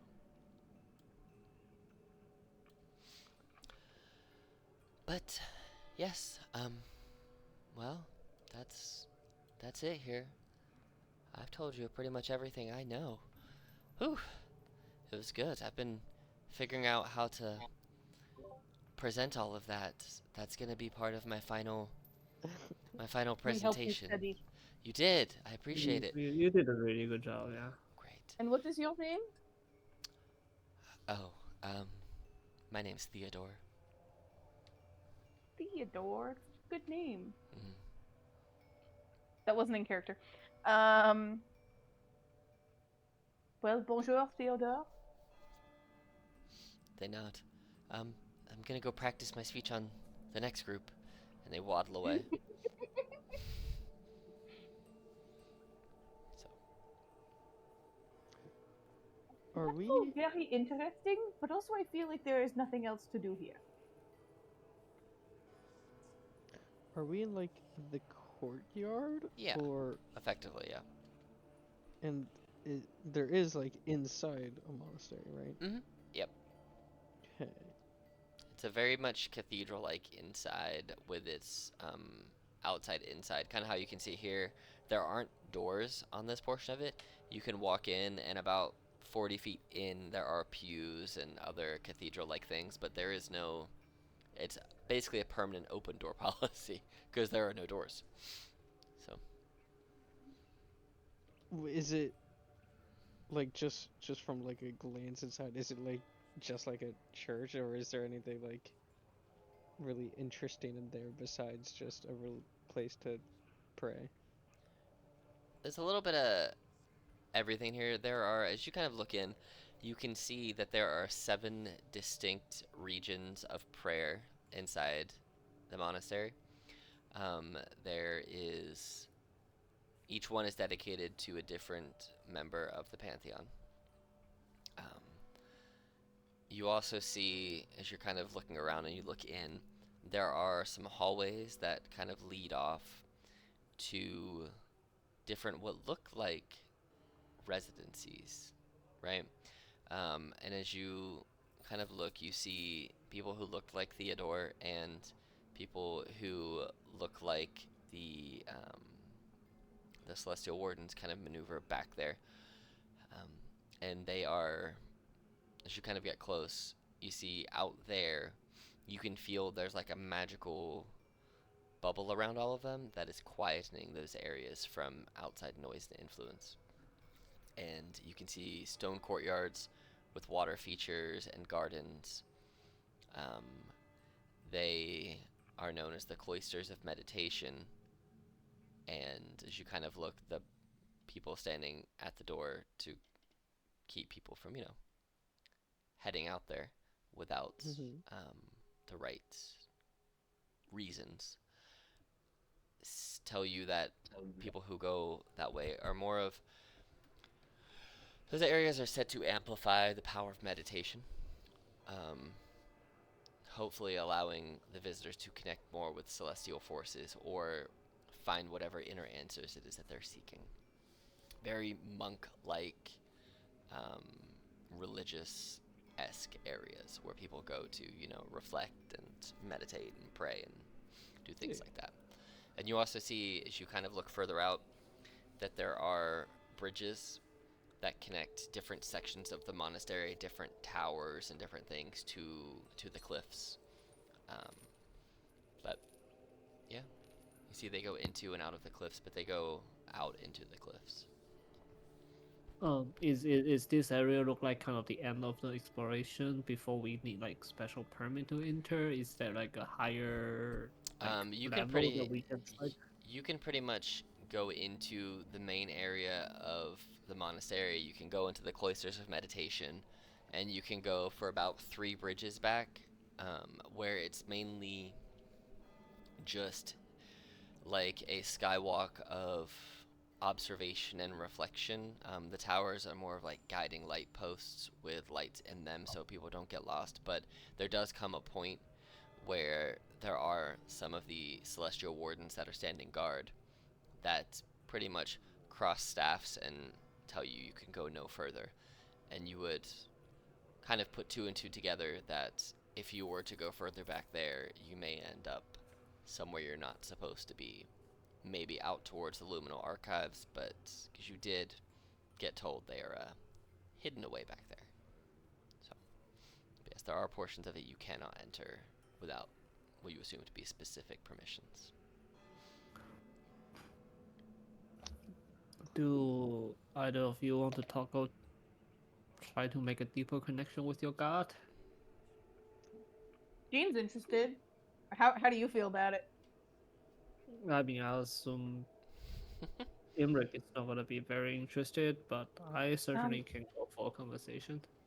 I was going to say, I feel like you could also use some potential discussions with your god. We haven't talked much about you finding God. This apparently happened a few days ago.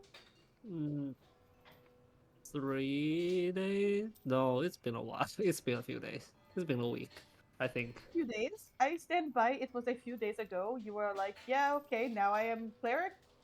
Apparently, Oh no, no it's a more judgment. traditional practice of cleric. It's not really the. It's old. And it's the old school way. And I Well, specifically sounds like say we that all have some reflecting gods I'm to go using the talk 2014 rulebook instead of the 2024 rulebook. to. That's funny. I love that so much for you. Because you don't get a god until the until 3rd level of the 2024. Yeah, then I look at it, I was like, what the fuck? I was like, no, I want to go. I want that specific feature right now. is- So That is so funny that you're like, it's an old way. anyway, I guess Jean I also fo- follows I'm old following ways. the old ways. Imrek, he's the new kid showing all the new ways. That, dude, that's funny. I'm not even. I don't even have a god according to my subclass. I don't know why I'm not a warlock. you always get options too. Anyway, I just gotta do Everybody, let's go respect talk my to God. entire character. um. Yeah, Meru is a little bit interesting in that place to see if he can do like a prayer or something to make a connection, but he is more care about looking at Jean and be like, do you guys and Imrik and be like, do you guys want it? Oh, More Jean at this specific moment, just because Jean definitely wants to, but Jean also wants to see you make a connection with your god. it's- And honestly, she wants to see both of you make connections with your gods to see if anything happens. But anywho, yes, I will go. I will go try to make a better connection with my god and see if God answers. Okay. All right. So you go and you start praying. Is there anything in particular that you are asking or doing? I guess Jean wants to know, like, she's always been taught, like God first, clan first as like two sort of equal statements. And I guess she kind of wants to ask, like, if she fucks up some of the rules of her clan, can she still follow her god, or is he gonna be pissed off at her for like having friends?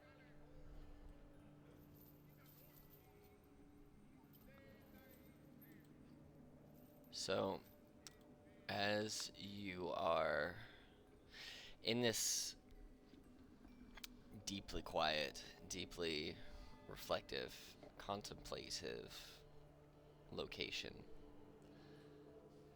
go ahead and roll me a religion check, please. That's a 4. No, wait, what? Why did it roll it twice? I don't know why that rolled that second time like that. It's a 4. It's a 4. Okay. Jesus. So, as as you're praying, trying to think how to do this, how to make it so that it makes the most sense. I mean, I rolled a 4. Nothing has to happen. That's true. Nothing does have to happen, but I do have a fun little art piece, which I've had it for a minute. I just didn't have a reason to put it in Roll20, so that's also what I'm doing right now. So, as you, there we go. We'll make this I'm work. just gonna roll something else to see if it does that again, just out of curiosity. Yeah, do it. That one didn't do it. Okay, now I'm gonna roll religion again, just to see if it's like religion is busted. Okay.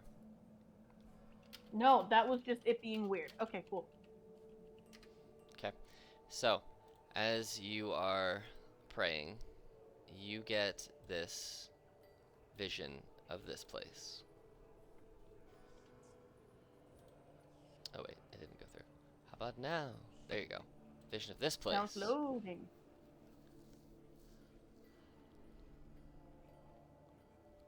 Do you see the picture? It's loading. It's thinking about it. I'm seeing it. Maybe I need to refresh. Maybe.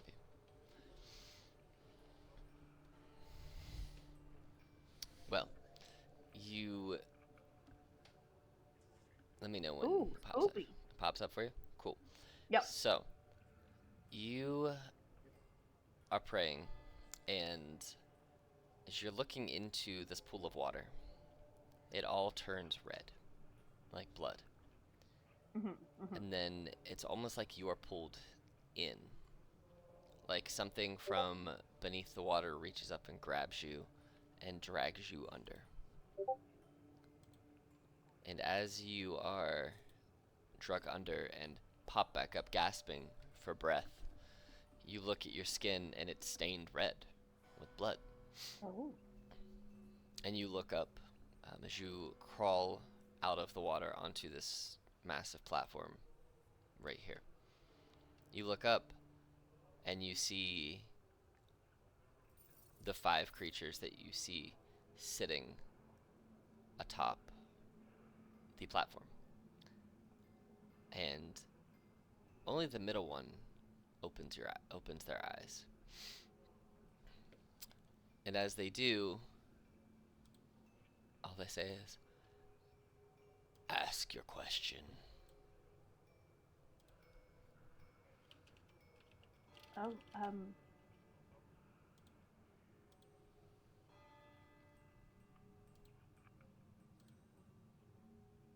does caring for others go against my faith? Am I allowed to have friends? Or can I have only God or friends? If friends help you murder, it does not matter.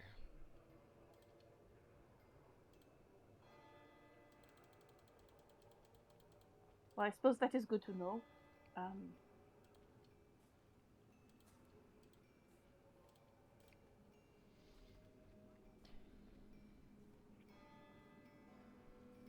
Is there anything else you would like me to do while we are talking? I know I already have a list of people to murder, but if there's anything else I can do for you while I'm here, I suppose you could let me know.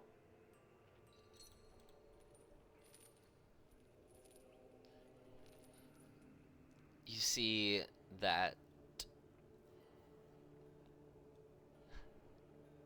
they, the statue and the eyes, it all, it separates from the wall. The statue comes to life as the red blood from the waters surrounding you flows upward against gravity onto the base of where the statue is and imbues the statue with the red pulsating liquid of blood. And they step down and down and down the stairs to you, and this creature is towering. 20, 30, Oh, yeah. 50 feet tall. You're not quite sure. Like, you're big, you're very tall, but And I am small. this makes you feel like a gnome, if not smaller than a gnome. And they take a knee down in front of you, put 2 of their very large fingers under your chin, and just say, "Rise," and lift you up with what is very little effort for them, but you feel your whole body kind of being lifted up off the ground to your feet. And they stand back up and point to the others that are imbued in the walls. And you see all 4 sets of red eyes light up. And each one starts just chattering and just making noises. But they're all different tones, different noises. And then they make the silence motion and they stop. He looks down and goes, "These were my friends. They helped me accomplish this." And they wave his hand all around. "Those who sent you to die only deserve death themselves. So, murder whoever you want. Just keep doing it. Do it with friends or alone. Whatever helps you be more successful. I don't Sorry, care." just to clarify, those who sent me to die, you mean Vavu? or do you mean someone else?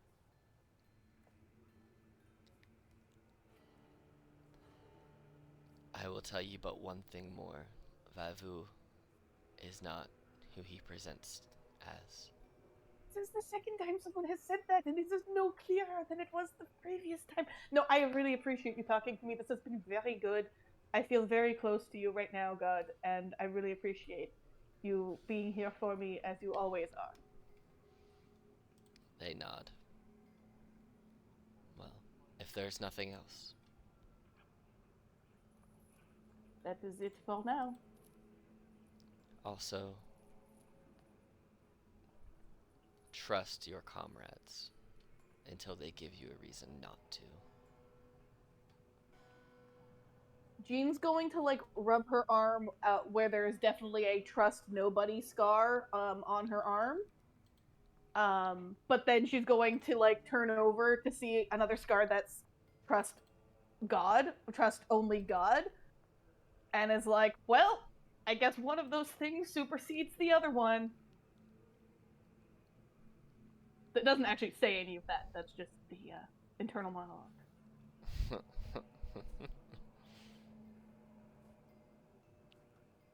Okay.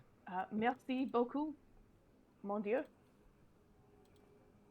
Nods, kind of chuckles to himself, and He's like stupid Frenchies. then he turns back and kind of stands and sits into the wall, and the statue of him kind of merges back into the position that he was in before. And, you know, the blood drains out of his eyes, drains out of the statue, and you reawaken back at the monastery in front of the pool of water in one of the cloisters. Am I red from dipping into the blood? You look down. You look more. Shall we say your skin looks fuller of color, and you actually feel very refreshed. Like you slept Yeah. a great night's sleep. You feel that this visit has relieved tension and stress, and you feel well rested, and you feel like you slept Am for I the no last longer week. exhausted? Correct. Am I? Woo! Talk with God, become less exhausted. Yeah. Were the other two just like waiting for me as I was doing that, or were you guys doing your own thing at the same time? I'm not prayed to Theristew today. No shot. You should do it. I am not prayed to Theristew today. Okay. There's Uh, is so No cool. chance. Imric is patiently waiting and just staring at you as you just When I do your thing. when I get out, I'm gonna give you a big hug. You tried to hug earlier. She didn't hug, and now she's gonna give you a big Ma'am. hug. And I will give you one right back. Friendship. I will not be the first to let go right now. I mean, yeah, it's probably the longest hug Gina's like ever had because it's probably a little while before Gina's like, this is maybe awkward. Here's the thing: does Jean understand the social cue of how long a hug is too long?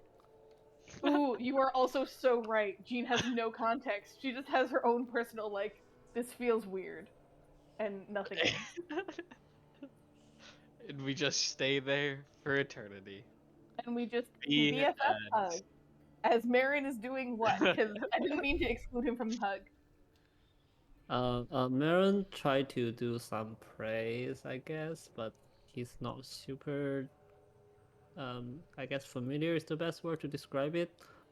About praying in general, so he he attempt to reach out to his god Merkel, but there's a conflict version of Merkel or Lalim in his brain, so he kind of uncertain who to reach out to, Okay. and that's as far as I could Okay. Yeah, I mean, contact her. roll a religion Yeah. check, just out of curiosity. 19. So you you do have that conflict, like you said, but what the conflict leads to, because you're not super focused on either one, you're kind of torn in that in between middle area. What the conflict is kind of leading you to almost a mutual conjoined path between these two beings that you have obtained power, knowledge, and favor from. That both death and rebirth, flames, bones can all be intertwined. Kind of like the um, deity Obsidius, who you learned about not too long ago. That Mm-hmm. death can be a transformation, can be a rebirth, and flames can also do both of those things as well. So flames can cause death, they can cause rebirth, they can cause massive transformation, and that's what death in of itself is. It's a transformation from one stage of creation to another stage of creation and then back again. Birth, death, decay, rebirth, they're all part of one big circle, and both of your beings that you have created and obtained power from are now starting to realize that they don't have to combat each other. They can intertwine. So while you don't get any strong visions at this time, you do understand through the prayer and the meditation and the natural mystical energies of this region of the world and these cliffs and these waters that your conflict can resolve and very likely will resolve as the powers kind of mesh together and start becoming more coalescent. Sounds good. It's very reassuring. So Yeah. And then Mirror opened his eyes, seeing his other two companions. I don't know what's the description that I can say. it has been Just this many hugging, I minutes. guess. This is how long in minutes that they have been hugging for. 4. Okay, no, Imric is definitely stopping at 4. He is not going any longer. It's a long 4 minutes. But he's feeling. I'm feeling much better. Thank you, Gene. Thank you for. I'm wondering if you had to let go, either it was getting awkward or you were losing your breath from how tightly that Jean was squeezing you for a hug in armor, and you are but a small, non-armored Jean man. has a strength of 20. To use all 20 strength for hugging, it'll be a lot. He At probably one like point, broke you my hear, spine at that point. if you need me to leave you guys alone, there's always room. It's getting a bit steamy. Let's get some space here. Baron Yeah. comments Jean's gonna turn around and be like, Marion, and go give you a big hug too. Okay, Roll a yeah. D100. It is. You can try and break free whenever, but again, if not, it's a 5-minute hug. I will try to hug her back, and then whatever else happens, to just go from there. I'm Okay. gonna go grab dinner while they're there. So I'll pick up something. you 3 all embrace for quite a long time at this monastery. Is there anywhere in particular you wish to go from here? Anywhere What else? seems good to go up here. Yeah, is there anywhere else cool in this vicinity? In the monastery, no, you've explored pretty much most of it. Short of Is there anything else? short of like- breaking into the libraries down in the cliffs, but you know. Yeah, it's if we had a reason to, like, Right. don't get me wrong. I feel like we would, Yeah, but like, they're just out books of a good chilling. reason to. Speaking of books, what's our plan, guys? Qu'est-ce que nous faisons? What are we doing? What's your question? Sorry? What are we doing? She asked it What in are we French, doing so with let's our try lives? it. Okay. Are any of us, I'm gonna start assuming this is out of character discussion. Mhm. Are we gonna go to the Obsidian Depths, or are we gonna go I track the want book? to so bad, dude. Remember, Nope. there is no time sense for the Obsidian Depths. She did not put a time sensitivity on it. Just Yeah, when we you But I use any want time to just yeah, sensitivity of the so book. bad. just when you are ready to go there, she will send a guide with you to a certain point. So go to her to acquire said guide to take you to the guide point where they will drop you off in the depths to take on the depths. So She also said she knew, like, she could send us to the river Styx, right? correct. If you were to complete this objective for her. Yep. And you know from what you need that for, that is a item that is used in the alchemical formula for your immortality recipe. I, both in and out of character, would love to go to Obsidian Depths. But I also, We I'm were down sort to of just go planning for. on coming here as like a pit stop on the way to the book. We? Yeah. This was the plan? Jean, how do you want to take a break from your I mission and just am to help your friend with surprisingly a in favor? no rush. I am in surprisingly no rush to go find Vorak. But I mean, if we hear anything about him on the way, I will not. I will file that away, I suppose. But I do not need to make that our number one priority. I think it is go without saying that I really want to kill Sandor. And by saying I really want to, I means I will kill Sandor one day. And And I will kill him one day. We could kill him today. I am okay with that.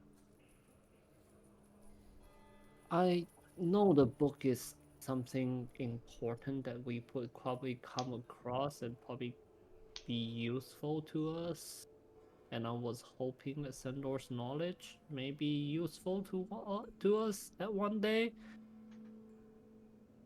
But he's the one that destroy my hometown, man. I That, I don't that think I seems can let quite that killing him slide worth. easily.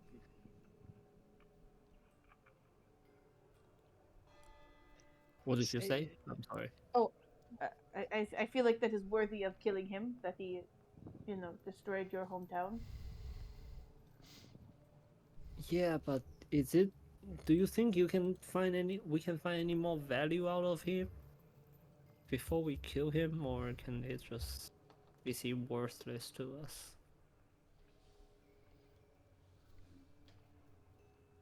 What do you think, Imrek? You seemed not that I didn't think he had some value. He let me kill Glasrenew. That was value. But do you have any more value you see in him? No. I just wanted him to learn more about immortality, and since then I've gotten a lot of avenues I could go down. I think there's a lot more resources for that than just him.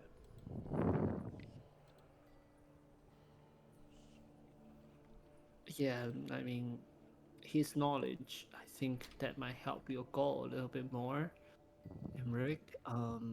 So maybe we keep him around for until he's Where doesn't really just contribute to. double checking, where do you stand on the whole um love triangle between you and Ferris Dune and Sandor?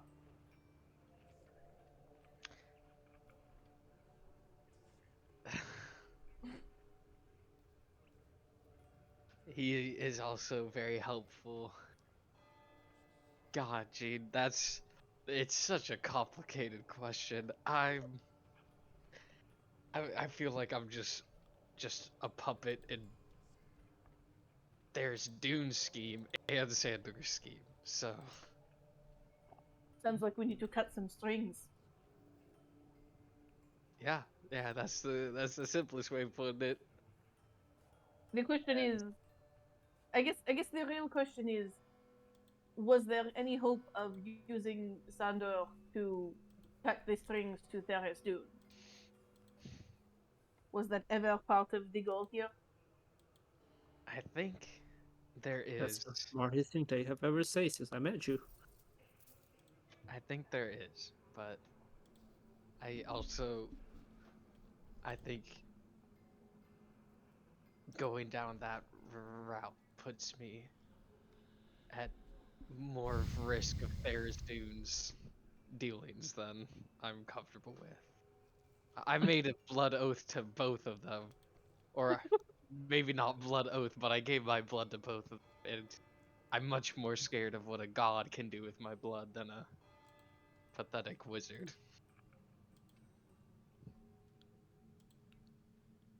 Okay, so to clarify, the order of worrying about things is definitely worry about Sandor, then worry about Theris Dune in the correct a ladder of who is more terrifying to us.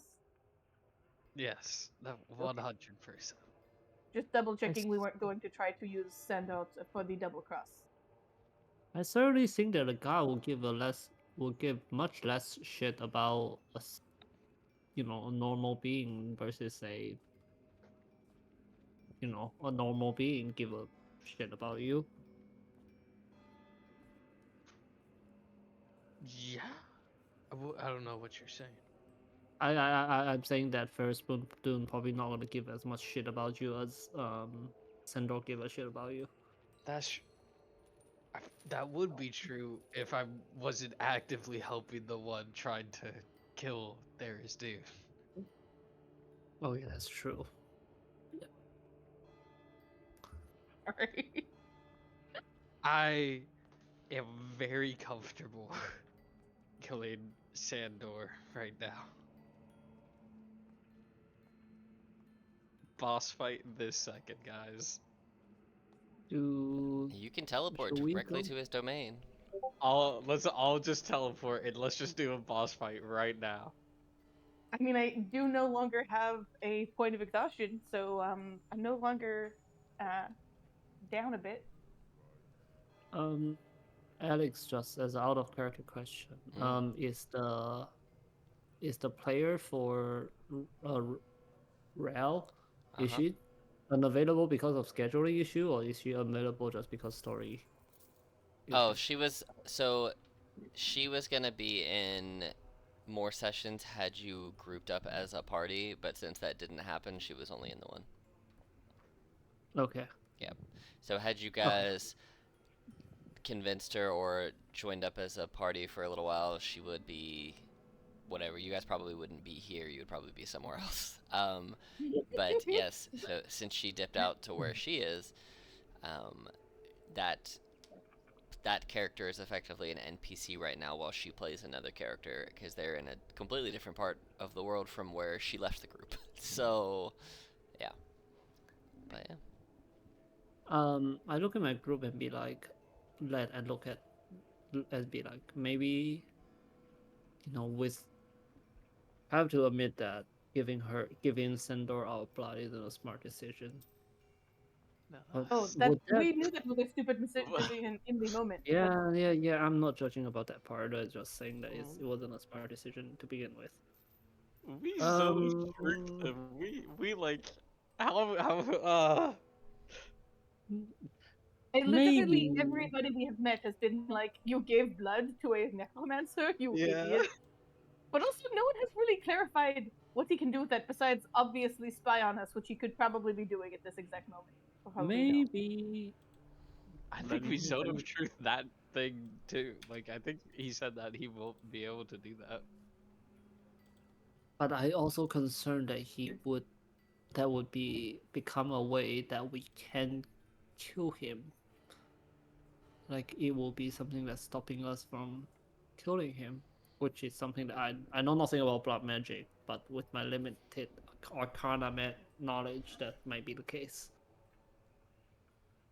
I mean, we do not know what it does, so it is an option that it could do that. I want to, maybe we can recruit that person that we saw before, because she has the item that we I mean, need I don't think we to want to get back to bring. Sendor. I do not think we need to bring the book to him if we are going to kill him, right? Yeah, we No? can try to lure. I'm saying like that we can maybe try to lure him outside, and just in case Oh, because there's some outside of his magic lair would be limitation. better. Yeah, and in case there's some limitation of us cannot do the none of us can do the final blow, I want to make sure someone can initiate that.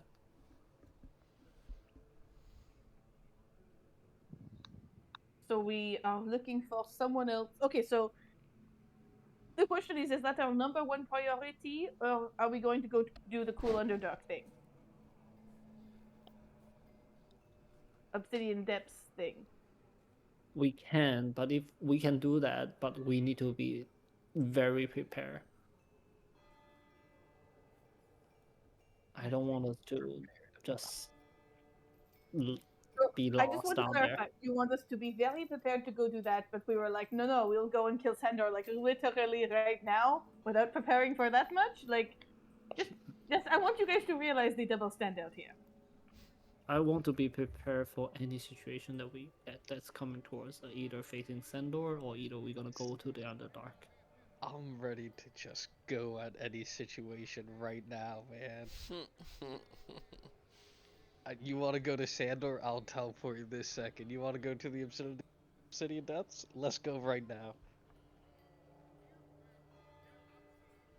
I pull out the portable hall, opened it, take a look in there, and be like, nah, we need more bacons before we go. If only we had a cart inside of that portable hole. If we teleport to Sandor right now, he won't be prepared for it. Probably Here- not. Here's the But thing, he, Escape, who has a drink or two in right now, I'll be saying go ahead. I mean, As as Marin, Ginger, I who will is not say anything. 0 drinks in, I say, oh, I'm such a chaos gremlin that I would love to say yes. I this is the exact scenario we were in when we decided whether or not to join Sandor in the first place, which is my chaos energy will follow whatever the main vibe is.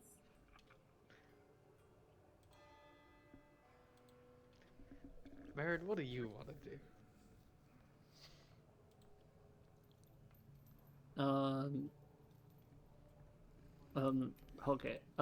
Moon, out of character. I want to go to Underdark, but before I do that, I want to go see my parents, and then after that, I'll kill Sandor.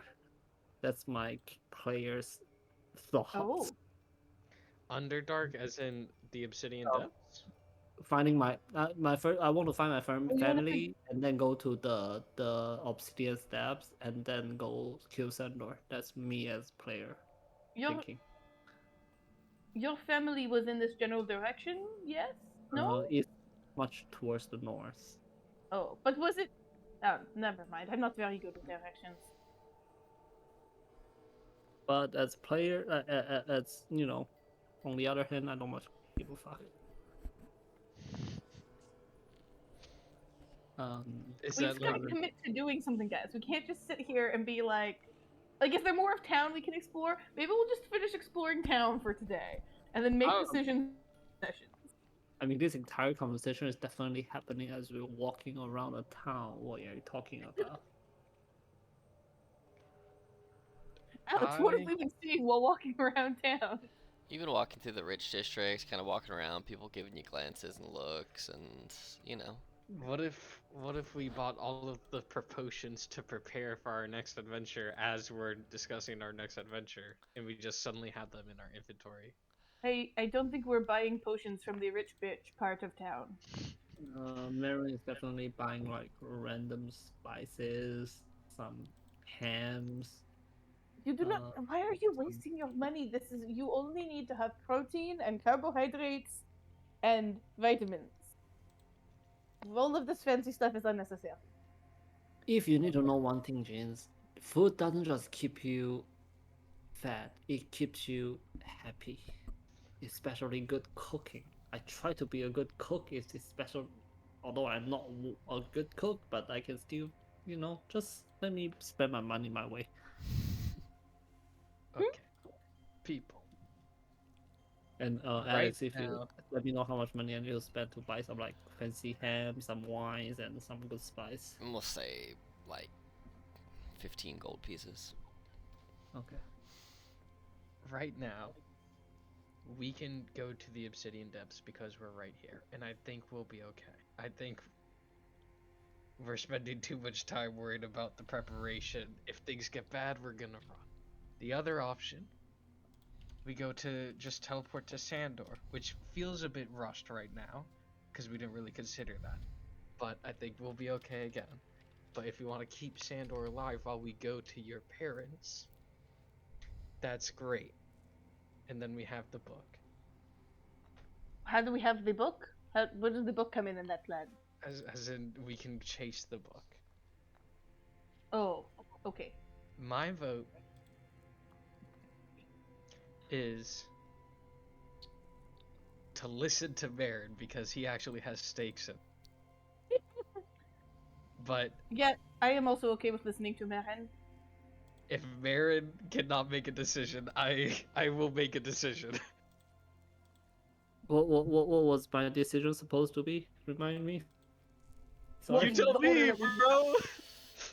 Uh, let's take a break from everything, all the mess that we're dealing with, and go find my family if that's possible. If you guys are good with that. Okay, we're By all not Just going. means. just as a short visit. We'll skip the Obsidian Depths. We'll forget about the book for now because we don't even care about Sandor, and we have, and we're gonna head towards your parents. Agreed. How D'accord? far can we see on the global map? The part of the map where your parents are.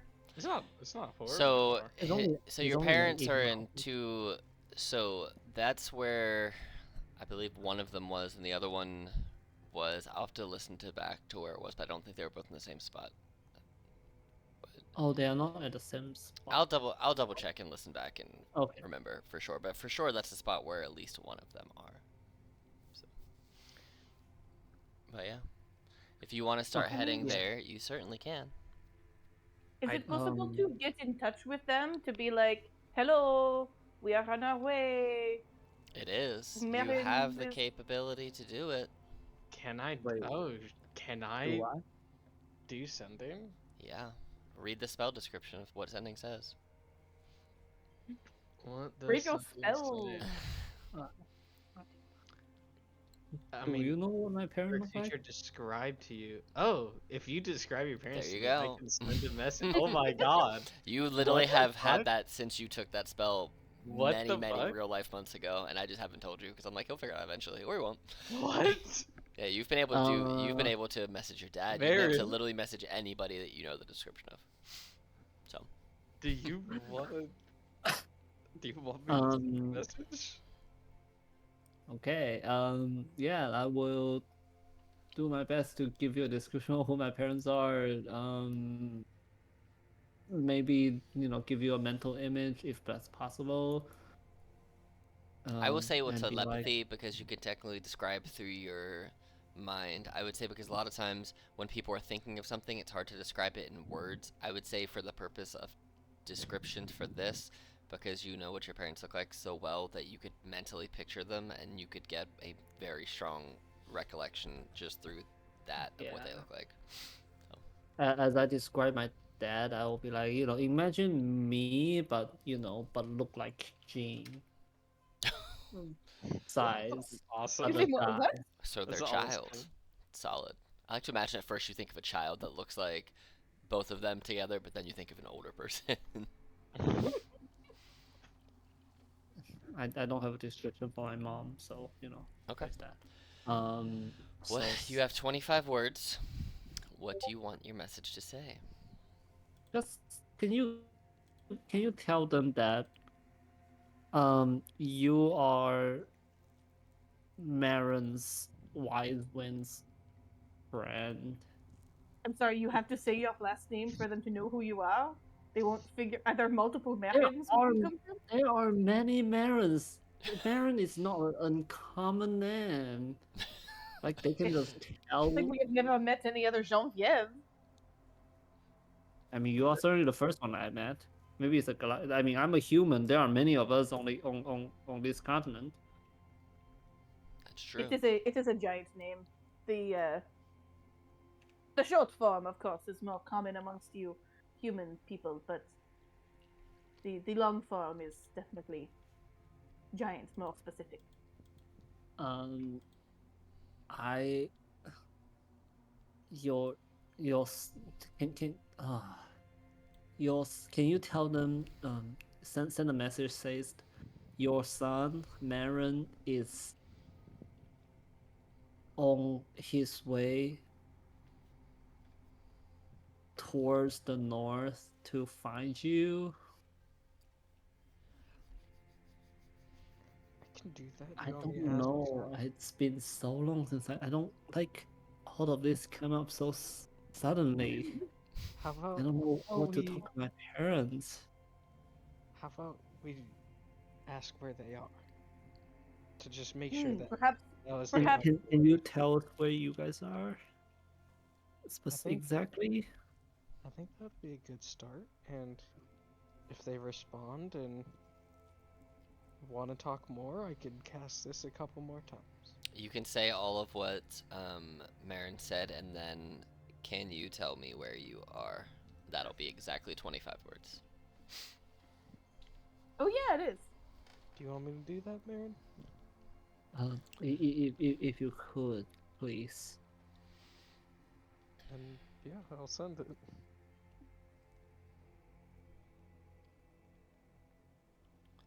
Okay. So you roll me a d100. Should I do it or should Marin do? It's your spellcast, so you Cool. have to do it. That's a good roll. That's a fantastic roll. Well, you wanted it to be 95 or below, so so yes, it for the purposes of that, yes, it was a good roll. Oh yeah. You feel the magic leave you. You feel it just go, and you kind of see it for a split second, like a bird just take off out of your mind. Only you see it. It's kind of like this purple just beam that just goes, and it goes in the general direction of where Sandor stated that they likely were. And some time goes by, a couple of minutes, and nothing. You know, sometimes getting responses, I mean, sometimes you just won't get any if the person who received the spell doesn't want to respond or chooses not to. But you know the spell was delivered. You know when the spell fails. And you know for sure that this spell was not blocked and this spell did not fail. And after about 15 minutes, Boy. Yeah. you get a message back that says, if you're really with my son, tell me something only he would know.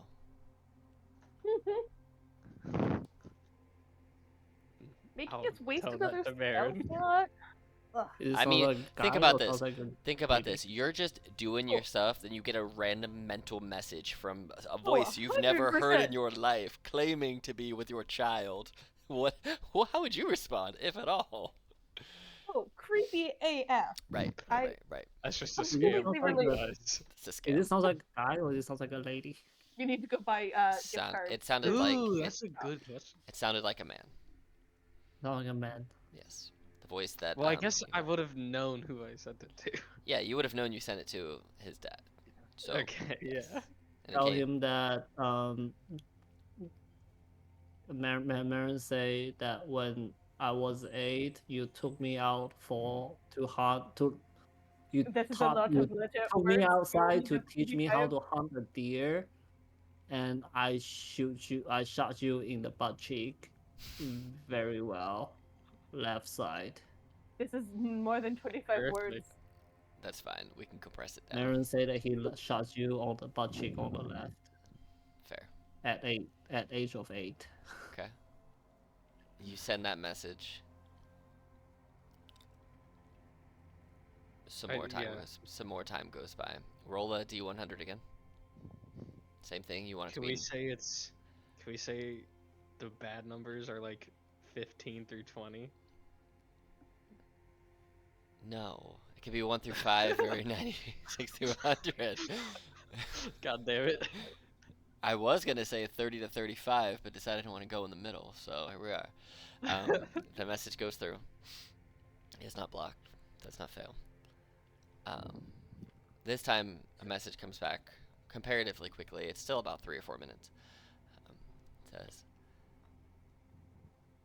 "We're on the border between the Twilight Land and the Zephlax Empire, closer to the ocean. So, reach out when you're close. We'll meet you in a safe place."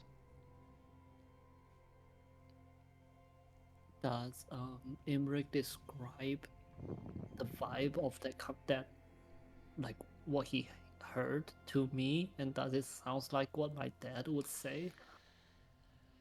It came across as a very neutral kind of vibe.